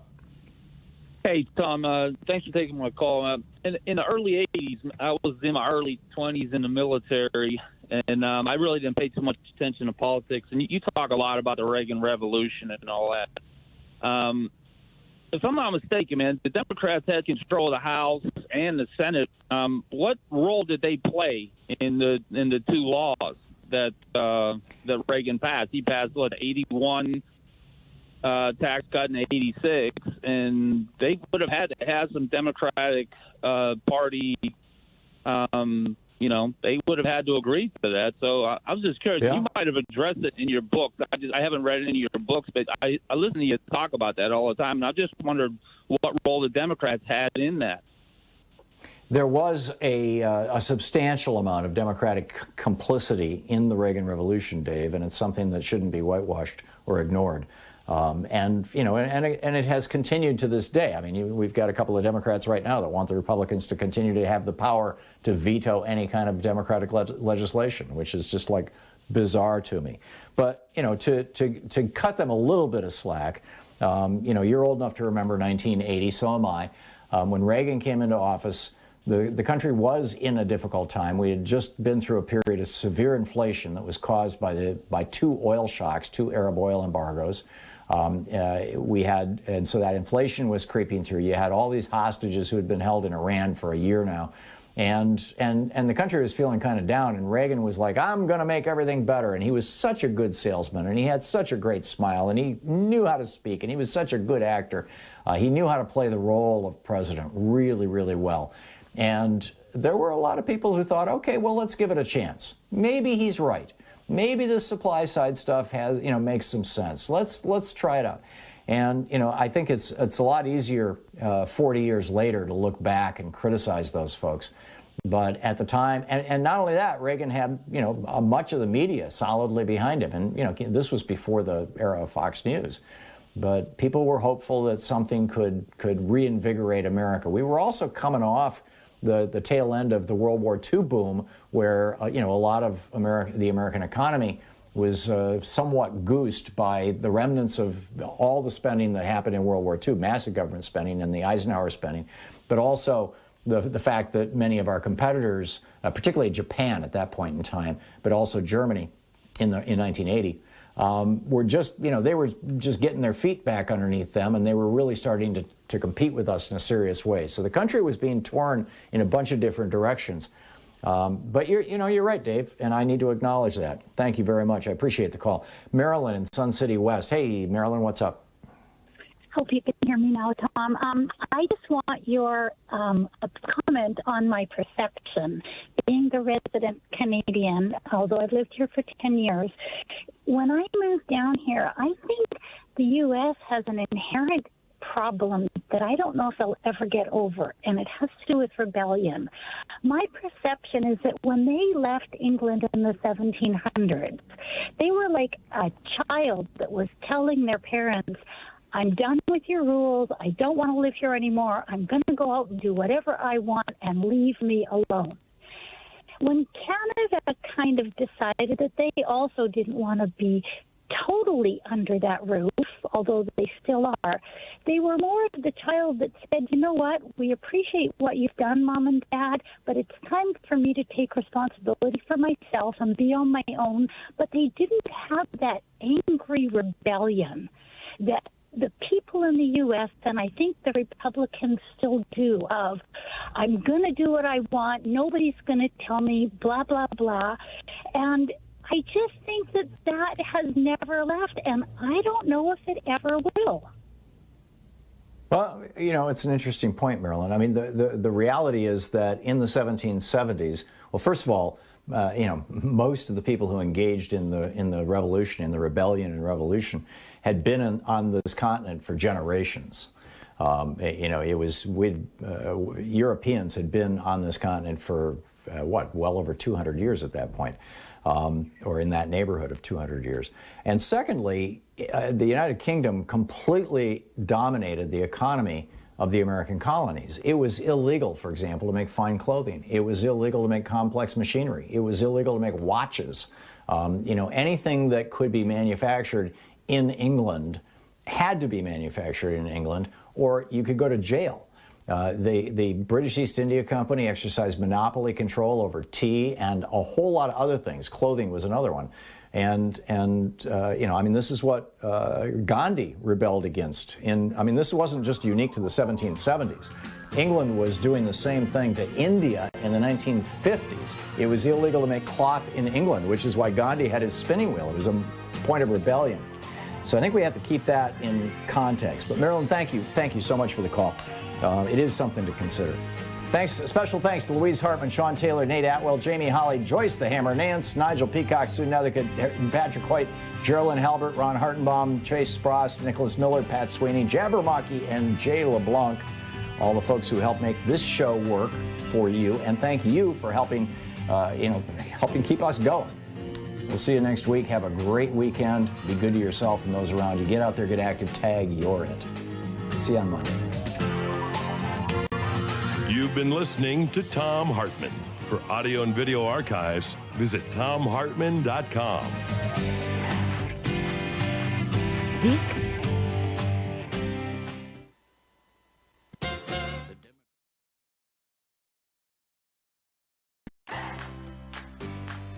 These companies support the Thom Hartmann Program. They are CB Distillery, CBD for sleeping. More info at cbdistillery.com, code TOM. The Clean Phone Pro, phone sanitizer and charger. More info at thenewdealshop.com. Plexiderm, real science, real results. More info at plexiderm.com, code TOM. ExpressVPN, the VPN that just works. More information at expressvpn.com/Tom.